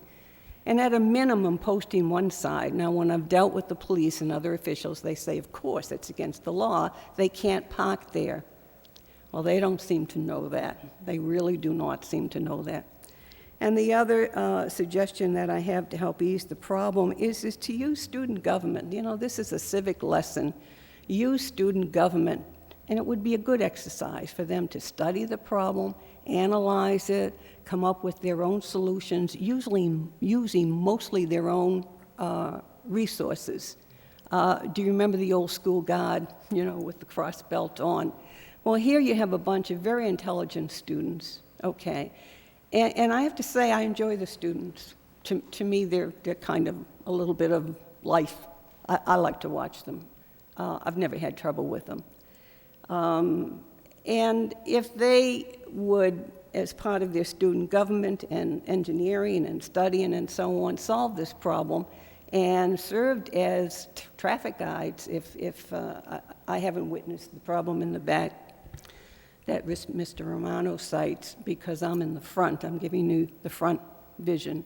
But I would bet that they could solve a lot of that and learn a lot and accept the responsibility. They are really privileged kids in the sense that they're having such a wonderful high school experience. The other thing I'd like to say, as a neighbor on Benton Street, these are my observations of Stevens Street. As a neighbor on Benton Street, and since I'm the first house in the row, again, it's parents. I have 5 or 6 or 7 parent cars lined up in front of my house, freely using my driveway, and not rarely blocking my driveway and my front gate, and dropping their cigarettes and their trash and their coffee cups and so on. And I'm not prepared to go out and do battle with these people and try to teach them myself. But going back to student government, if they took that on as a communication to their parents, I think it would help the situation a lot. I thank you very much for your attention. Thank you, ma'am. Anyone else like to speak in opposition, please? My name is Teresa Noel. I live at 24 Benton Street, and I'm here to complain about them parking on our grass, using our driveways as U-turns, and I'm worried about this winter. When they park on both sides of Benton Street, we cannot enter Benton Street from Stevens Street. And they won't even move to let you come into the street. They even park on the wrong side of the road. They're up on people's lawns because we don't have a sidewalk. And I concur to everything that Mary Wheeler has just said. Thank you. Thank you. Anybody else like to speak? Yes, sir. Hi, John McDonald, 8 Wilder Avenue. I live directly behind Lowell Catholic High School, Dead End Street, and the rear access gate is directly behind my backyard. It has been a godsend since they have closed that gate in the back of that school, letting school traffic out. Over the years, my wife, we have toddlers at home, have experienced cars racing up and down the streets. We've called the school on several occasions in the past prior to them making this adjustment. They claimed that they bring teachers out. They never brought teachers out, and you'd have kids speeding up and down. It was a real safety hazard, particularly with the fact that you have a lot of mothers in the neighborhood bringing their toddlers out, going for walks and whatnot. And we have a lot of old people, a lot of elderly in the neighborhood as well. So I have a major concern if they open up that back gate, because I don't care what anybody says, they can't control the kids speeding along. They've done nothing in the past to rectify the situation, which leads me to believe that they won't do anything now to rectify the situation that will be satisfactory to anybody in the neighborhood.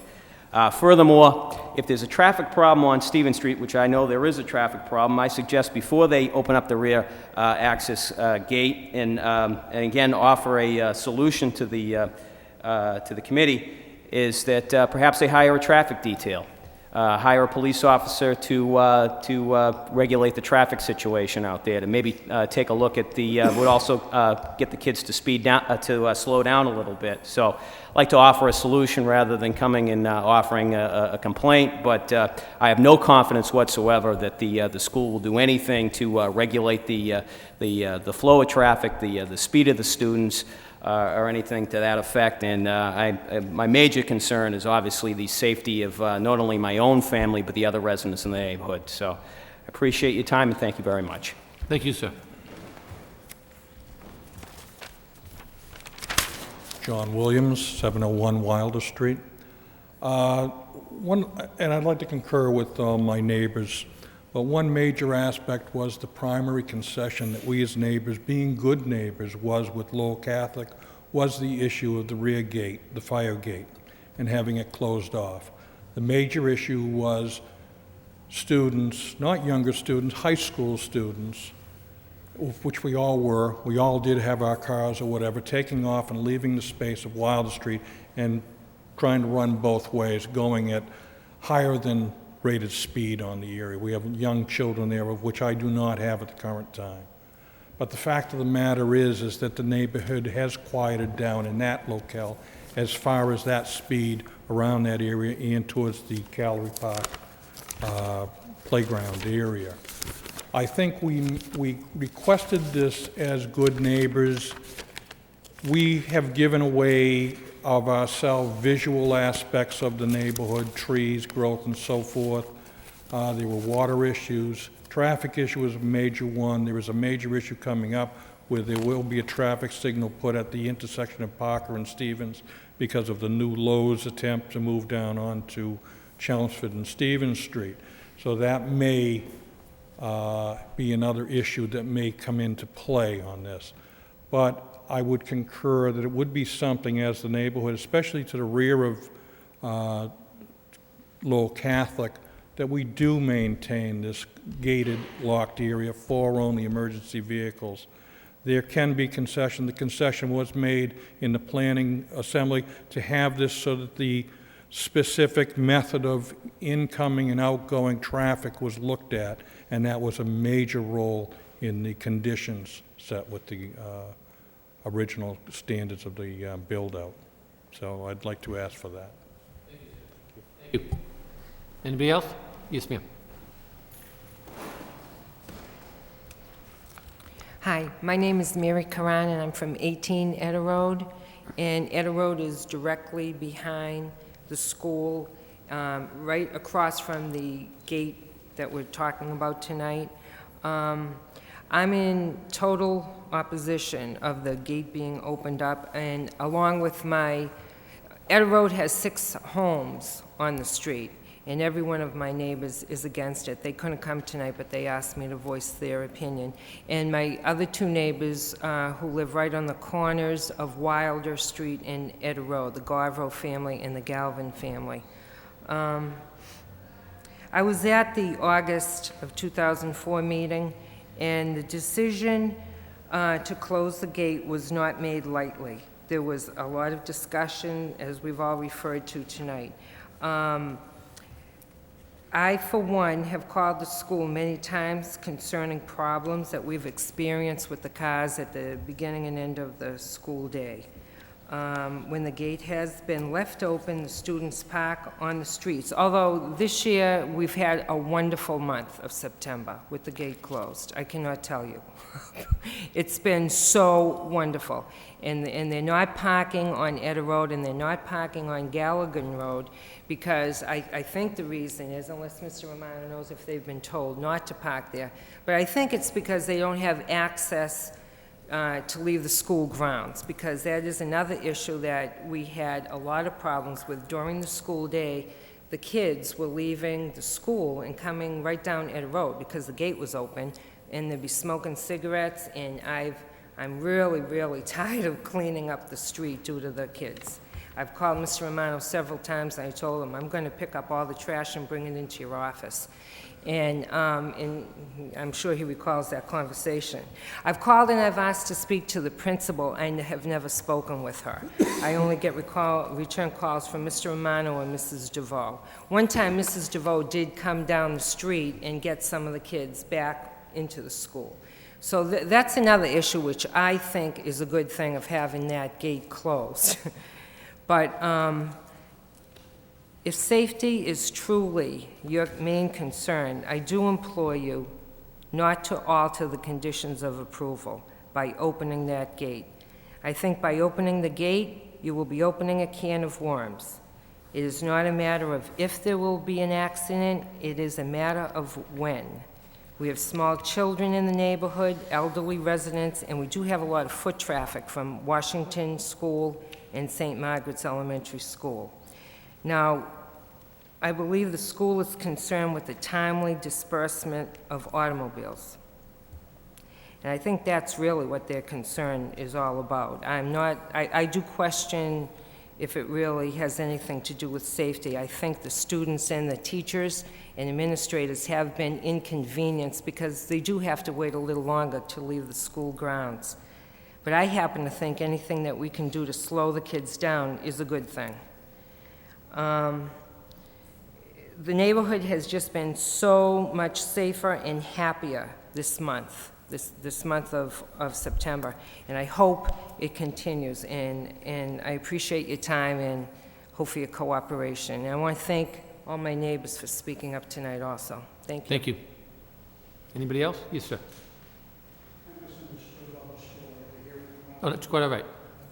If you have any questions, we'll try to answer them for you, sir. Thank you. My name is Dick Turnbull. I live on Fleming Street. And leaving the gates open or opening them, I agree if there's land to park cars. They're parking all on Fleming Street. We have the Bailey School coming up at the same time. I can't even come down the street and go out the street at that time. They're all on Stevens. They're on the sidewalk on Stevens. They're on both sides of the sidewalk on Fleming. And if you want to talk sidewalks, part of this Fleming hasn't got a sidewalk. So the kids are everywhere. The parents park right up to the corner, not 20 feet away. You can't make the corners. And they just ignore you when you try to move them or blow your horn because they're waiting for their child.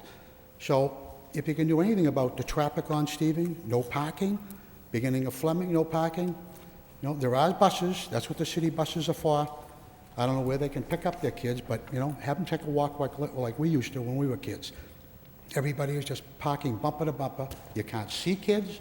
The crosswalks are there from Fleming across to Stevens to the school. They're painted. You can't even see those. So I don't know what you'd call them, but do a study or whatever. You know what I mean? So, all right. Thanks for listening. Thank you, sir. Anybody else? Yes, sir.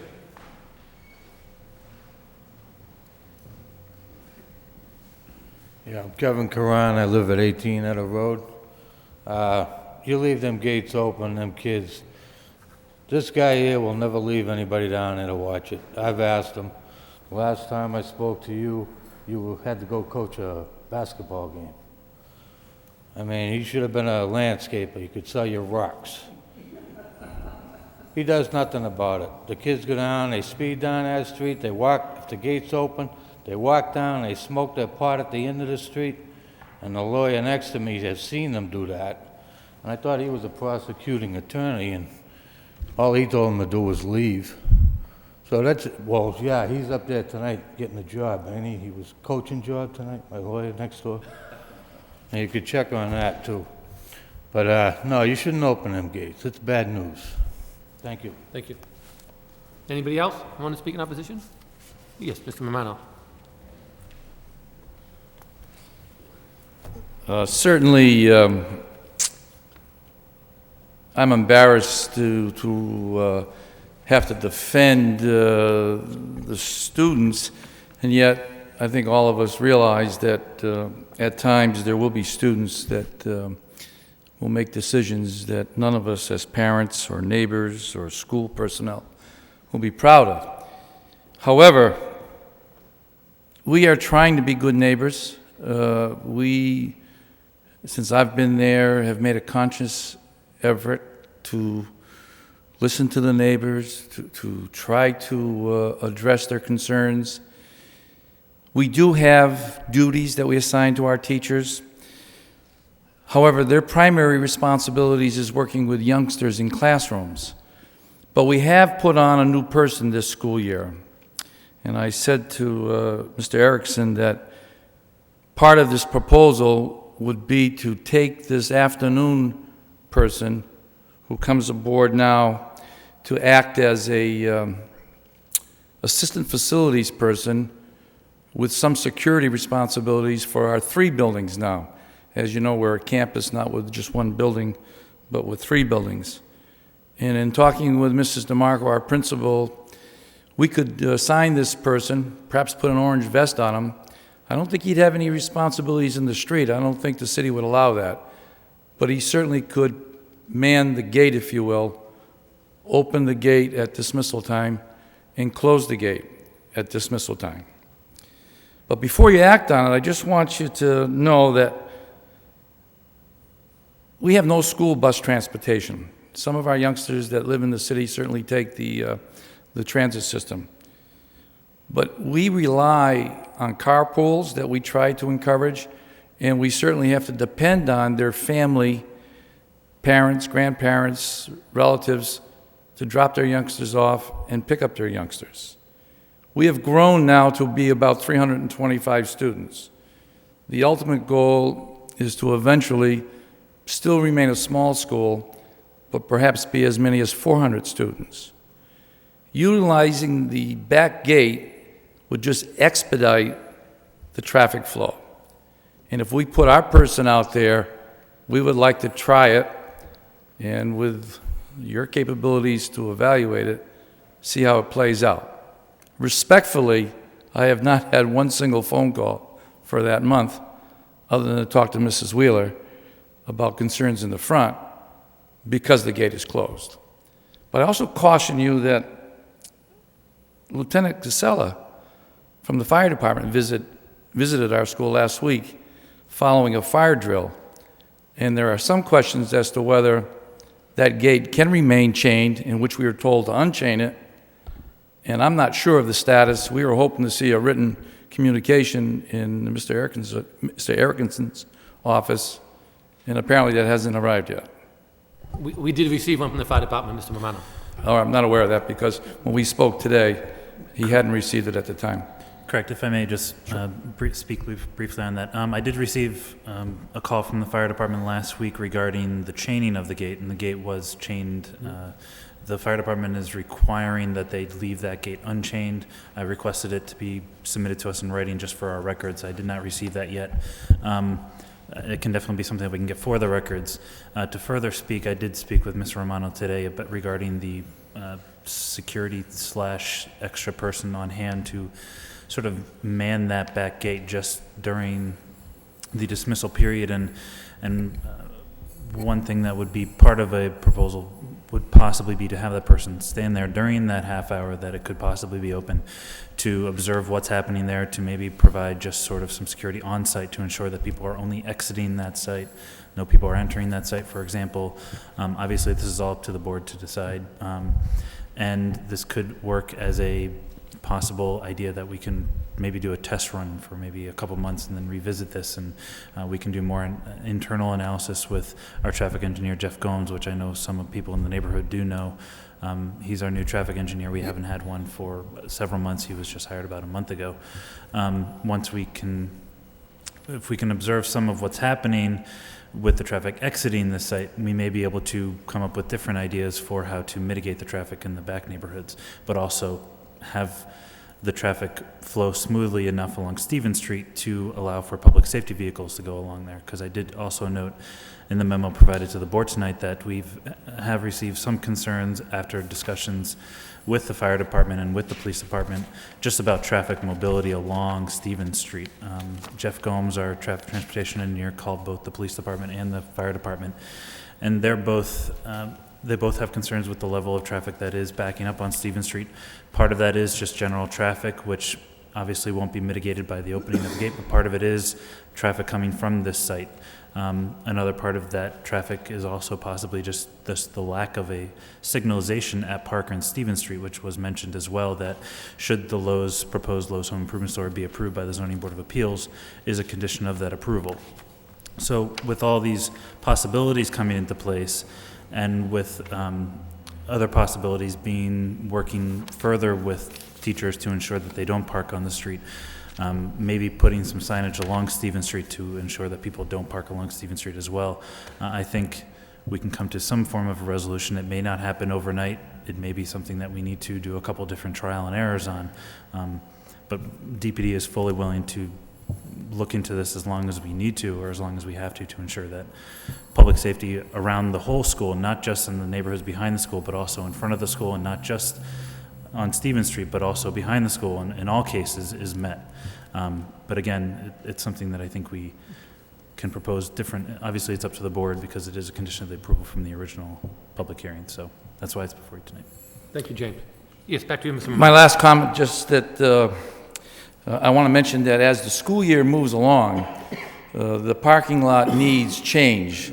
As each month goes by, more students gain driver's licenses, and you will see as the school year progresses, and I've been in the business far too long to mention the number, that there'll be more cars driven by students in the spring than here in the fall.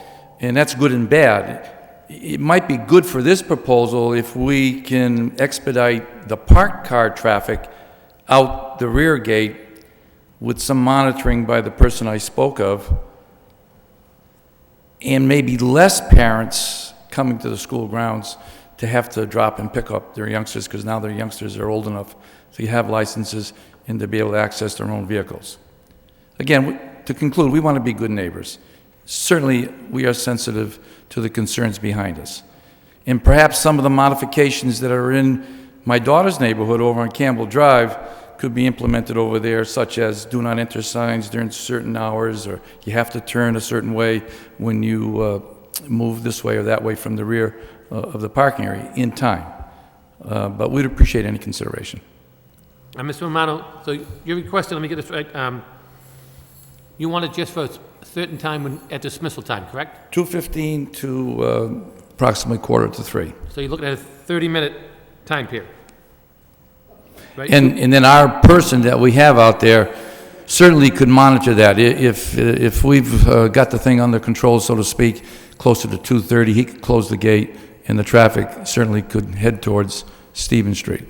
The idea is to get as many cars out the rear and not to cause the congested area behind the main building. That's our concern on campus.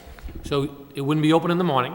Correct. So the people wouldn't be parking on the side streets behind there because No. they couldn't get in, because they have to go around the gate and come all the way around to the front of the building? Correct. So they wouldn't park there in the morning and then they have to go back through that gate, correct? So there wouldn't even be pedestrian traffic through the gate in the morning, am I correct? We have none at the moment. I'm out there most mornings, and there are no students or staff members, for that matter, coming in from the rear gate. The gate is closed.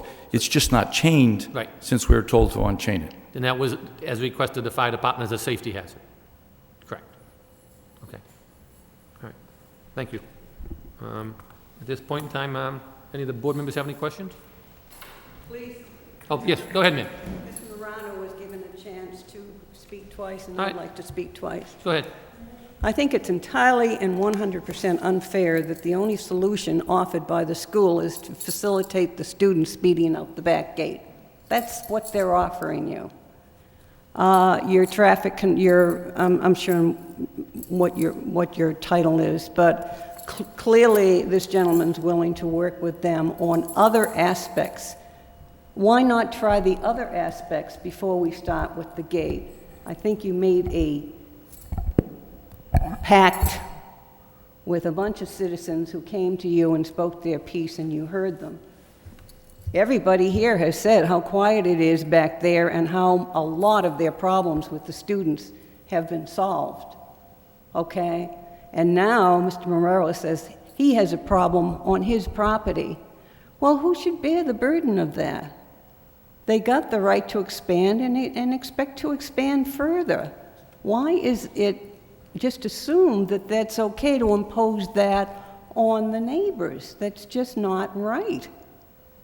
And I feel a pact was made and it should be honored.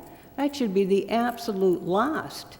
I have seen police officers drive up and down that street for 10 years now and seen these parents parked on both sides on the sidewalk, and they go breezing by like this was perfectly legal. There's no way they want to touch it.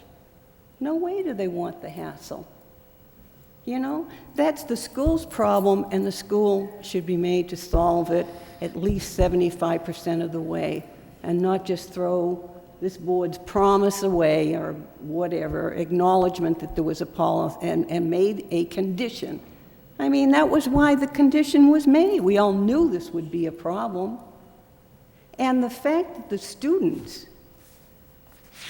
the gate should be open to accommodate the students clearing the premises in what, a half an hour?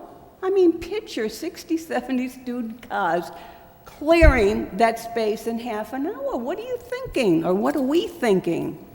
I mean, we're all young ones. We know how it goes. And to throw another monkey wrench into the pudding, you know, you approve Lowe's, and the traffic situation is going to be horrendous on Stevens Street. And the only solution is to put signals in. It's already a four-way stop. And to tell you the truth, as an adult, I'm very impressed at how people are regulating themselves at that stop, and always have.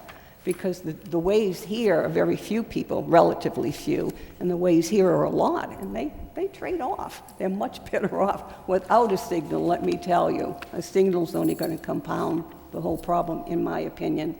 Granted, I'm an old lady, I'm not an engineer, but I really think that the residents, the homeowners, deserve more consideration than simply open the gate and let the kids loose quickly. That's not very important. We will do them a big favor if we slow them down.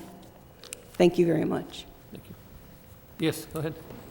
I almost forgot. 2 weeks ago, the BFI truck couldn't even make my street, and traffic was backed up to St. Michael's. That's how, with the way they park on both sides of the street, no vehicle can come through. Yes, ma'am. If I can just ask a question. Is there such a thing as a crash gate? Yes. Because that also was mentioned, if it, you know, the concerns of the fire department. When we had the meeting a couple of years ago, they mentioned crash gate. I'm not familiar with it, but I did call the school one time, and I spoke with Mrs. DeVoe last year, because we had to leave that gate open during the construction phase, which we all understood and complied with. And I did ask her, is there still going to be a crash gate, because that was part of the meeting? And she put me on hold for a minute, and then she came back and she said, well, I believe, yeah, it has to be ordered because it's a very expensive gate. Now, if a crash gate goes along with the concerns of the fire department, I don't know what it is, but if it's some kind of a gate where an emergency vehicle can get into the school grounds if needed, and that was part of the agreement, so be it. If we leave the gate, even as Mr. Romano mentioned, the gate is closed, but it's not chained, it's not locked. So what is to prevent the kids from parking on Etta Road or Galligan Road? And all they have to do is push the gate and walk into the schoolyard. If it's not locked, there's certainly going to be parking there. We're going to go back into all the problems with the trash and the cigarettes and everything else. And I know they have a ton of great kids in that school. But as he knows also, there's a handful of troublemakers, and they all come down my street. And we are taxpayers. I don't know as though Lowell Catholic does pay taxes to the city of Lowell. I think as a school they are exempt from that. And I just hope you do consider everything that's been said tonight. Thank you. Thank you. Yes. Just want to reiterate again that it is, we're talking about a safety study. It is a safety issue, okay? And there are a lot of little kids in this neighborhood. And let me tell you, I mean, having lived there for 8 years, No, not all the kids are bad, but it's the ones that are speeding up and down that aren't the responsibility of the school once they've left the schoolyard. They're the ones that are causing the issues. And, you know, again, we are taxpayers. We want a safe neighborhood. And if it comes to a situation where we're, you know, it doesn't become a safe neighborhood, I would assume that this board and the political officials of this city want to maintain and keep people in the city of Lowell. If it becomes unsafe, you know, it's a situation where people reconsider where they're going to live. So I just, again, appreciate you hearing us out, and, you know, please concentrate on the safety issues. Thank you. Thank you. Anybody else before I turn it over to the board? Okay. At this point in time, I'll turn it over to the board members. Joe, do you mind starting? Sure. Thank you, Mr. Chairman. And maybe I could just ask Mr. Romano a couple of questions. What is being done by the school now to police the situation? We certainly assign one teacher in the morning and one teacher in the afternoon to outside duty to monitor, to observe what's going on out in the parking area. I try to get out there, you know, as much as I can.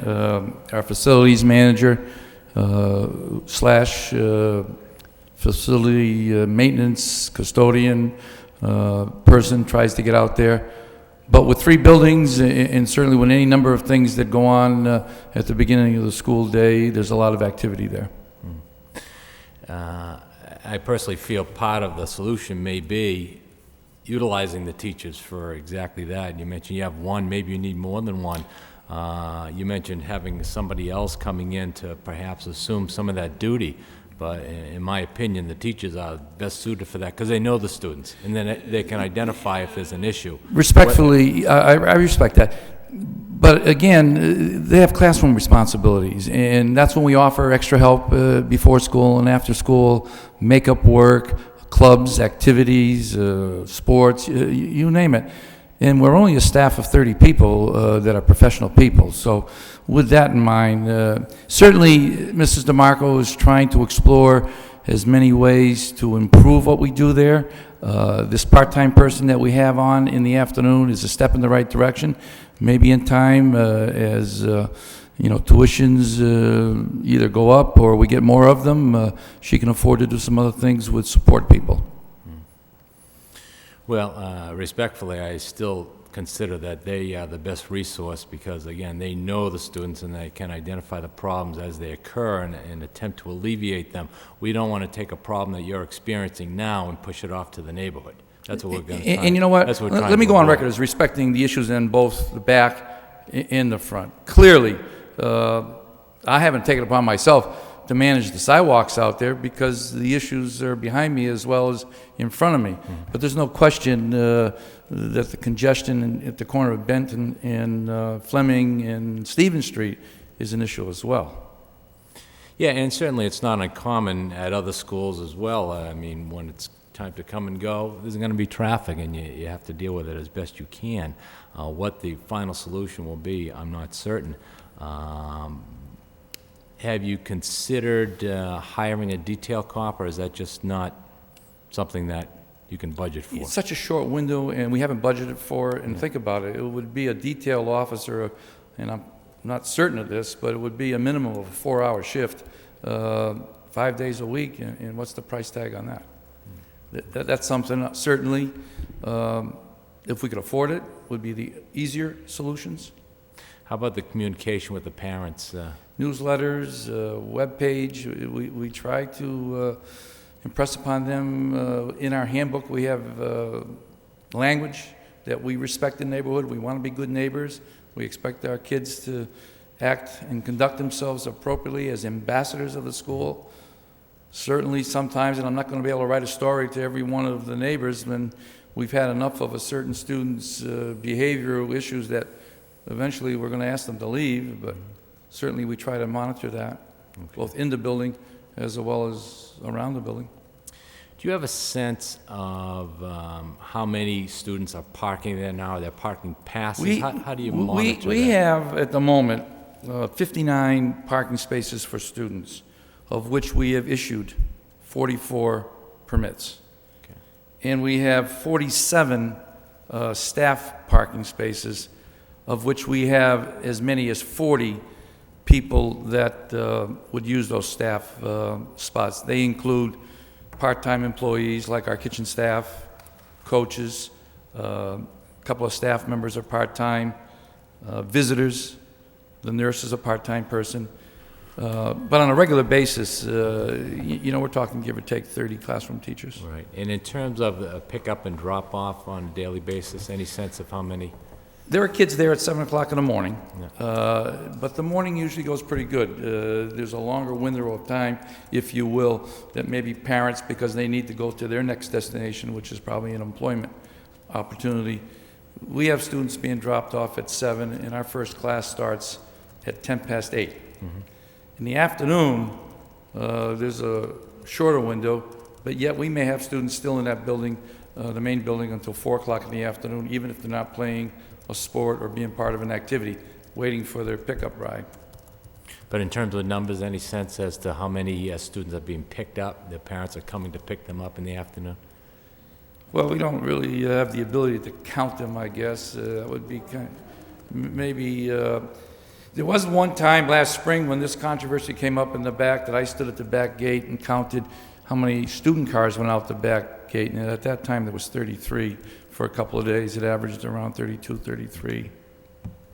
Okay. Because I'm presuming that that's the real issue, is the parents that are coming, and they have to wait there for the student to get out. It's both. Remember, what's happening now is we have the parking spaces behind our building, and then we have that one entrance from the gym side of our campus, and we all congregate, if you will, behind the main building. The traffic from the rear of the parking lot is coming towards us. The traffic that's entering, if they choose not to park on the sidewalk or on Benton or Fleming over there, is coming from the gym side, and we're all meshed together there, all trying to get out. I think from Mr. Erickson's notes, he timed it. It takes a good couple of minutes for each car to get out onto Stevens Street. Okay. All right. Thank you. I have no other questions. Thank you. Rich, you have any questions, concerns? Yeah, I'd just like to make a few comments about the situation. After listening to everybody talk tonight, I think what I see is, you've grown into a campus there, and because of that growth, you're experiencing some unanticipated traffic concerns, and you need room to pick up students. You need more control over that situation. And even the police department could get into that act if people are parking illegally on Stevens Street. I think what you really need there, I don't think it's as simple as opening a gate on a trial basis. I think the situation calls for some professional people that are more than likely employed at the Department of Planning and Development to look at the whole situation there and to evaluate it from a traffic standpoint, a parking standpoint, from their perspective as professionals that are paid to do work just like that. I think you need an overall plan. I wouldn't be in favor of opening the gate on a temporary basis. I would defer to the Department of Planning and Development to work with you to come up with a more, realistic plan that is satisfactory to the neighborhood, the school, and the city. And in doing so, bring in not just them, but like I said, the police department. I think your student government idea is a very good one. Kids know the answers probably if you get them in the right scenario. Just to bring in all parties together to work on it through the Department of Planning and Development. That's all I have, Mr. Chair. Thank you. Mary? Well, I know this area very well. I have a lot of sisters who went to Keith back in its day, so I do drive up Stevens Street.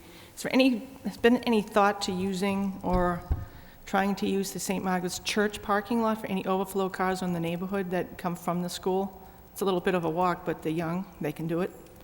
I mean, that's a thought. It sits there vacant most of the day, and I don't think anyone may have even thought of that. I can't speak, I can't speak to whether a proposal has ever been made to the St. Margaret's Church or to the St. Margaret's School folks.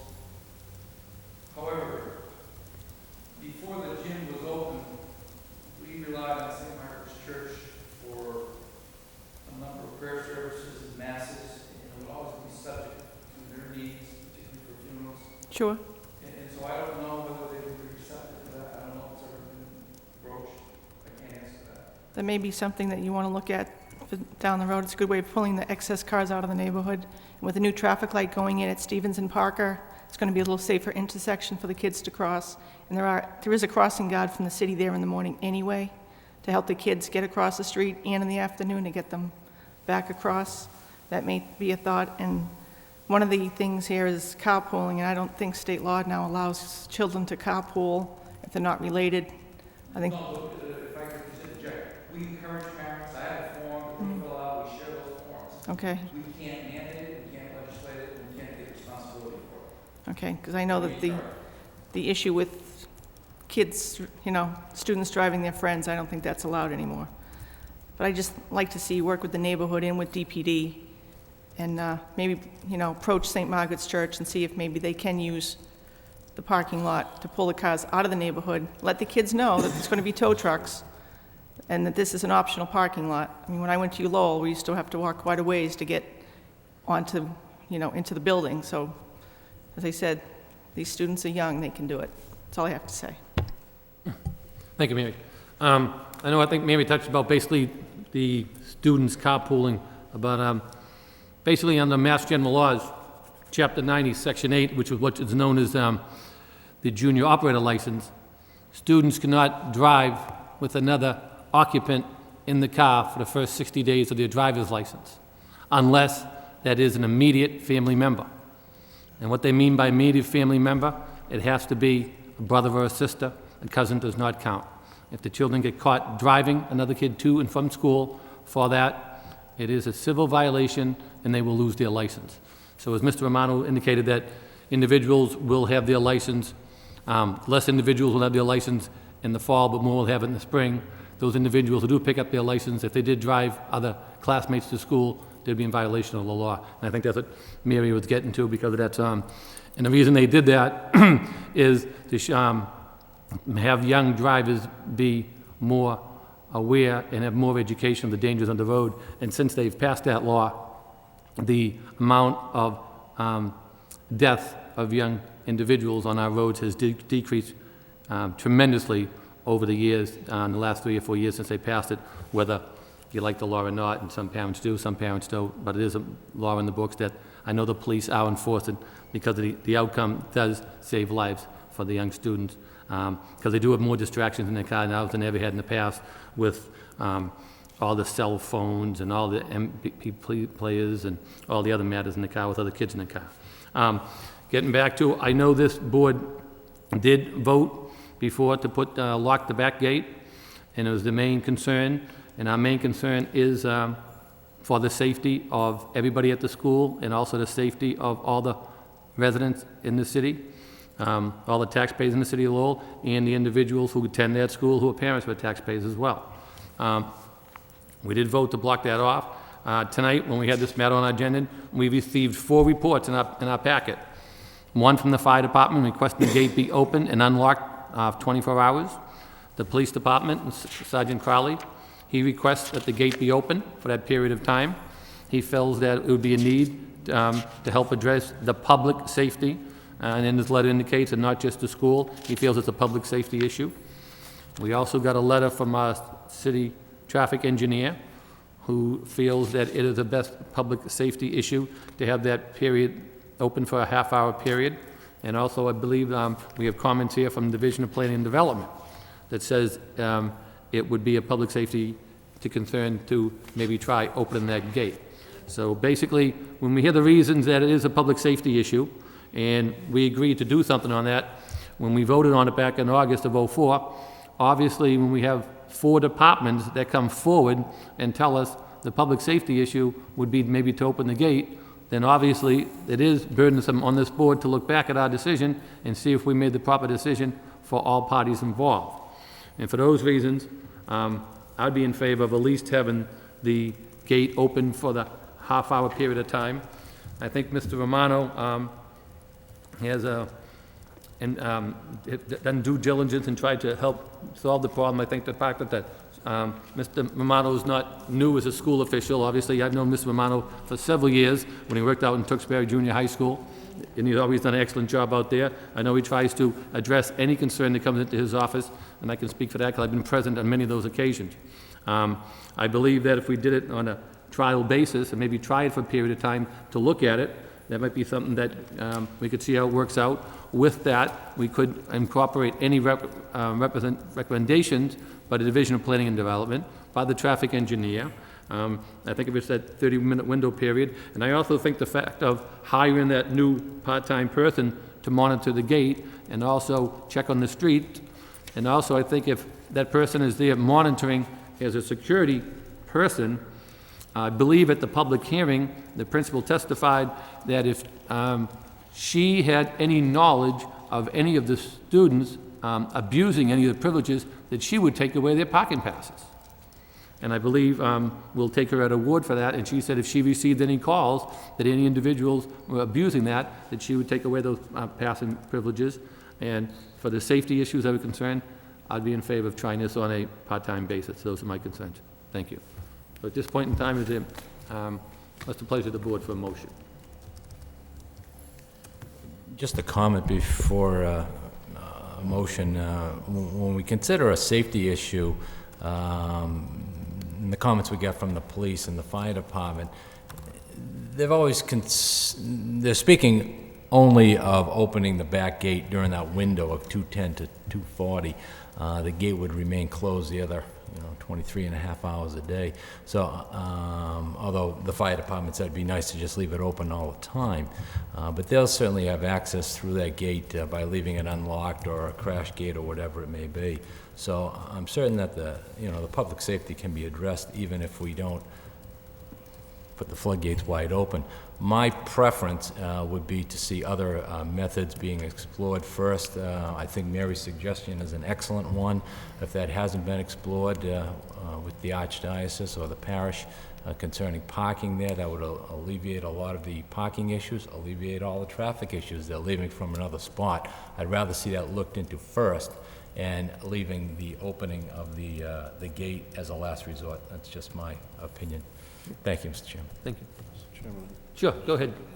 To what I had, just like to add to what I had to say before.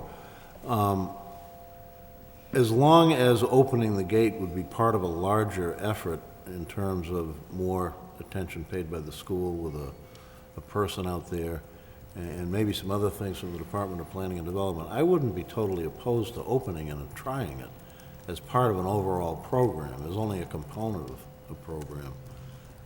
We could see what could happen there. I think in the information that we were given here, it was recommended that it be done for a 6-month period. I don't think we need to include the 6 months. That seems to be a long time. We could certainly determine if it was going to have a beneficial effect in 3 months, or probably even less than that. So I'd want to have that stricken. I guess that's all. Thank you.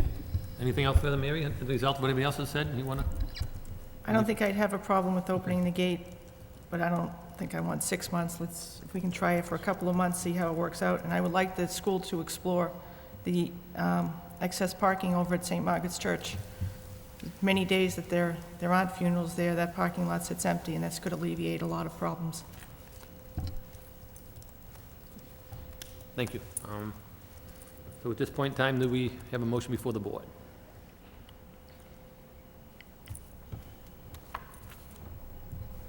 I'd like to make a motion that we allow this for a 2-month period, for the gate to be open from 2:10 to 2:40 p.m. in the afternoon, at which time it should be reviewed by the board. But I also wish that the school would explore some other possibilities, parking maybe at St. Margaret's, and policing the outside of the neighborhood better with the students getting out of school. For a comment, Mr. Chairman, I'll support Mary's motion. I think it's a good one.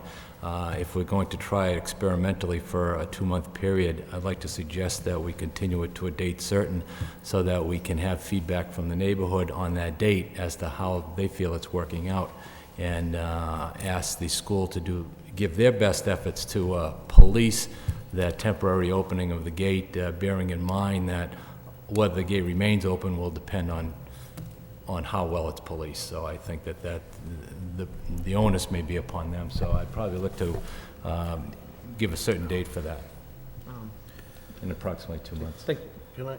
Go ahead. Just one other suggestion that we could add to that. It was brought out that, or it was felt that a lot of the problems came from parents picking up students, but maybe you could improve the communication to the parents themselves in some way. I guess you do it with a newsletter now, or your website. Maybe involving the student government and just giving them that problem would be a worthwhile activity in the overall effort here. So if Mr. Romano maybe let the student body and the school know what our vote was tonight and how we're going to do it on a 2-month trial basis, Yeah. obviously they're going to know that we're going to be looking at this again in the future and hopefully welcome any input they have to see how they're going to cooperate with that 2-month window period. I mean, then they'll be aware that it's coming back, so any violations obviously be brought to our attention. Will be brought to our attention. Okay. All right. Anybody else further on the motion? Okay. So Mary made the motion. I'll second the motion. Okay, motions are made and seconded and incorporated by what he had to say, okay? said yes. Before we go further, the motion made, James, do we have what's our date in December? There's one meeting in December, it's on December 18th. Okay. If I may just briefly, Mr. Sure. Chairman, just add a recommendation, you can decide to take it or not take it. I'd be willing to work from the department standpoint with our traffic engineer to work with not only Mr. Romano from Lowell Catholic on any recommendation from the board. We can help them notify whomever, we can help them do a study. Obviously, cooperation with the school and with their new hire would be great. With our traffic engineer, we can get out there and do some other reviews. And then also, if you would let me continue, would also like to work with the neighbors and get their feedback as well during this 2-month period to get a sense of if maybe traffic is going a certain direction out of this back way. If Stevens Street is even being benefited by this, maybe it's not going to benefit Stevens Street, we don't know. These are things that obviously this 2-month trial period will lead us, at least give us some direction as to how best to handle the situation. Maybe the back gate isn't the best situation, maybe there are other ways we can handle this, but I just wanted to make that clear that we were willing, DPD is willing to work in any capacity during the 2-month period, however the board sees fit, and we'll also go above and beyond that as best we can, obviously. Mary, you want to incorporate that in your motion, or would you want it to stand as made? No, you can incorporate all that Okay. into my motion. So the motion would be also to incorporate what James had suggested, to work with the neighbors as well as the traffic engineer, as well as Division of Planning and Development, to try to work on the traffic and parking scheme in that neighborhood. Okay, that motion has been amended. Rich, do you want to second that motion as amended? Yes, I will Okay. second that motion. Okay, so there's been a motion made and seconded. All in favor, say aye. Aye. Chair votes yes, the vote carries 4-0. And then we'll put the matter back on the agenda for our December 18th, 06 meeting. Thank you very much. If I may briefly, Mr. Chairman, the 2-month period, what dates are you looking for? Do you want 2 months from tomorrow, 2 months from? I'll just say run it until the December 18th meeting. Okay. That will give us a 2-month window period so we can look at it, so anything short of that meeting. Okay, if I may, I'll contact Tony Romano, Mr. Romano tomorrow to work on the exact dates so that we can work on when we can actually study the opening of the gate. For a point of clarification, Okay. do we at school wait until we get a communication with an effective date and a closure date so that we'll stay within the boundaries? We want to work with everybody, certainly, and I'll editorialize. This month has been much easier for me as an assistant principal with the concerns in the neighborhood. It hasn't been any easier for Mrs. Wheeler and the folks in front of us, but certainly it's been easier for them to the rear of us. And perhaps by having this person stationed there only during that open period of that half hour, maybe things will focus and maybe we'll agree that it has done two things. It's monitored the rear exit, and maybe it's encouraged more people to come onto the campus, and maybe less people will park out in front to pick up their youngsters, and maybe, I don't know, but maybe cause some help here. And we'll put the idea before our student council members and see if some of these bright minds can analyze our dilemma and see perhaps if there's a solution there as well. Sorry, Mr. Chairman, if I may just add No problem. again. To clarify, I will put together a letter, and if the board sees fit, I can put just a 2-month period during that time between now and the December 18th meeting. Sure. If Mr. Romano wants somebody to come to a student council meeting or work with the students in some way, I'd be willing to work with them in any way. You can give me a call. He has my number, we've talked, and we can get the transportation engineer on that as well. If we can get maybe some of the neighbors to a meeting to discuss that, or we can talk that through those details if it's okay with the board. I have no objection. Any objection with the board members in regards to that? No. No? Okay. Thank you, James. Thank you very much, everybody. Appreciate you coming down. Thanks, Mr. Romano. Thank you.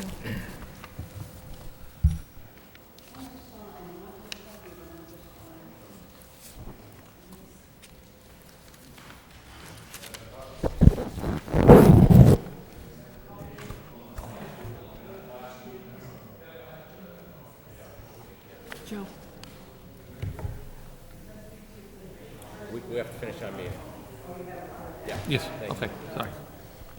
Moving along with the agenda here, we have under old business, we have notices from abutting towns.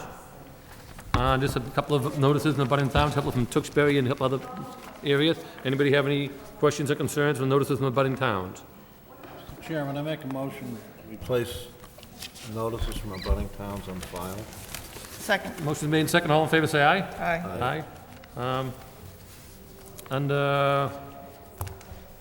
We're going to move along to legal correspondences, excuse me, general correspondences. Any concerns about the general correspondences in our packet? The only concern I have at this point in time is we received in our packet that Mary Burns is not going to be reappointed to the planning board. And at this point in time, on behalf of myself and prior chairperson, Mr. George Zaroulas, and the other board members, I want to offer Mary a sincere thank you. I know she's worked very hard and dedicated during this board process. I think she gave us a lot of insight to all the meetings.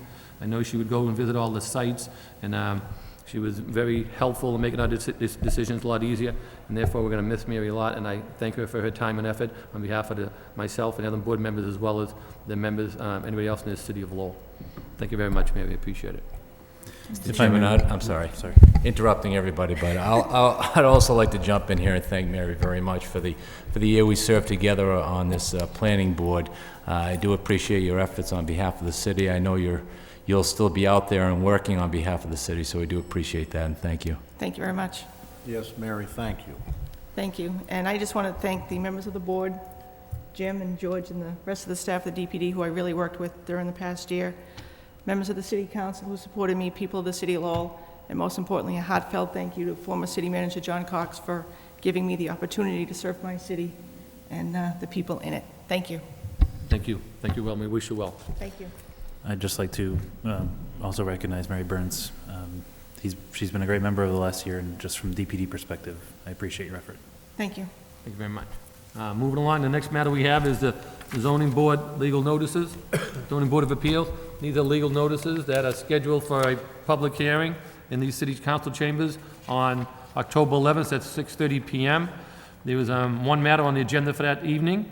It is Robert Moynihan, 109 Industrial Ave East, special permit in a commercial high-rise zone.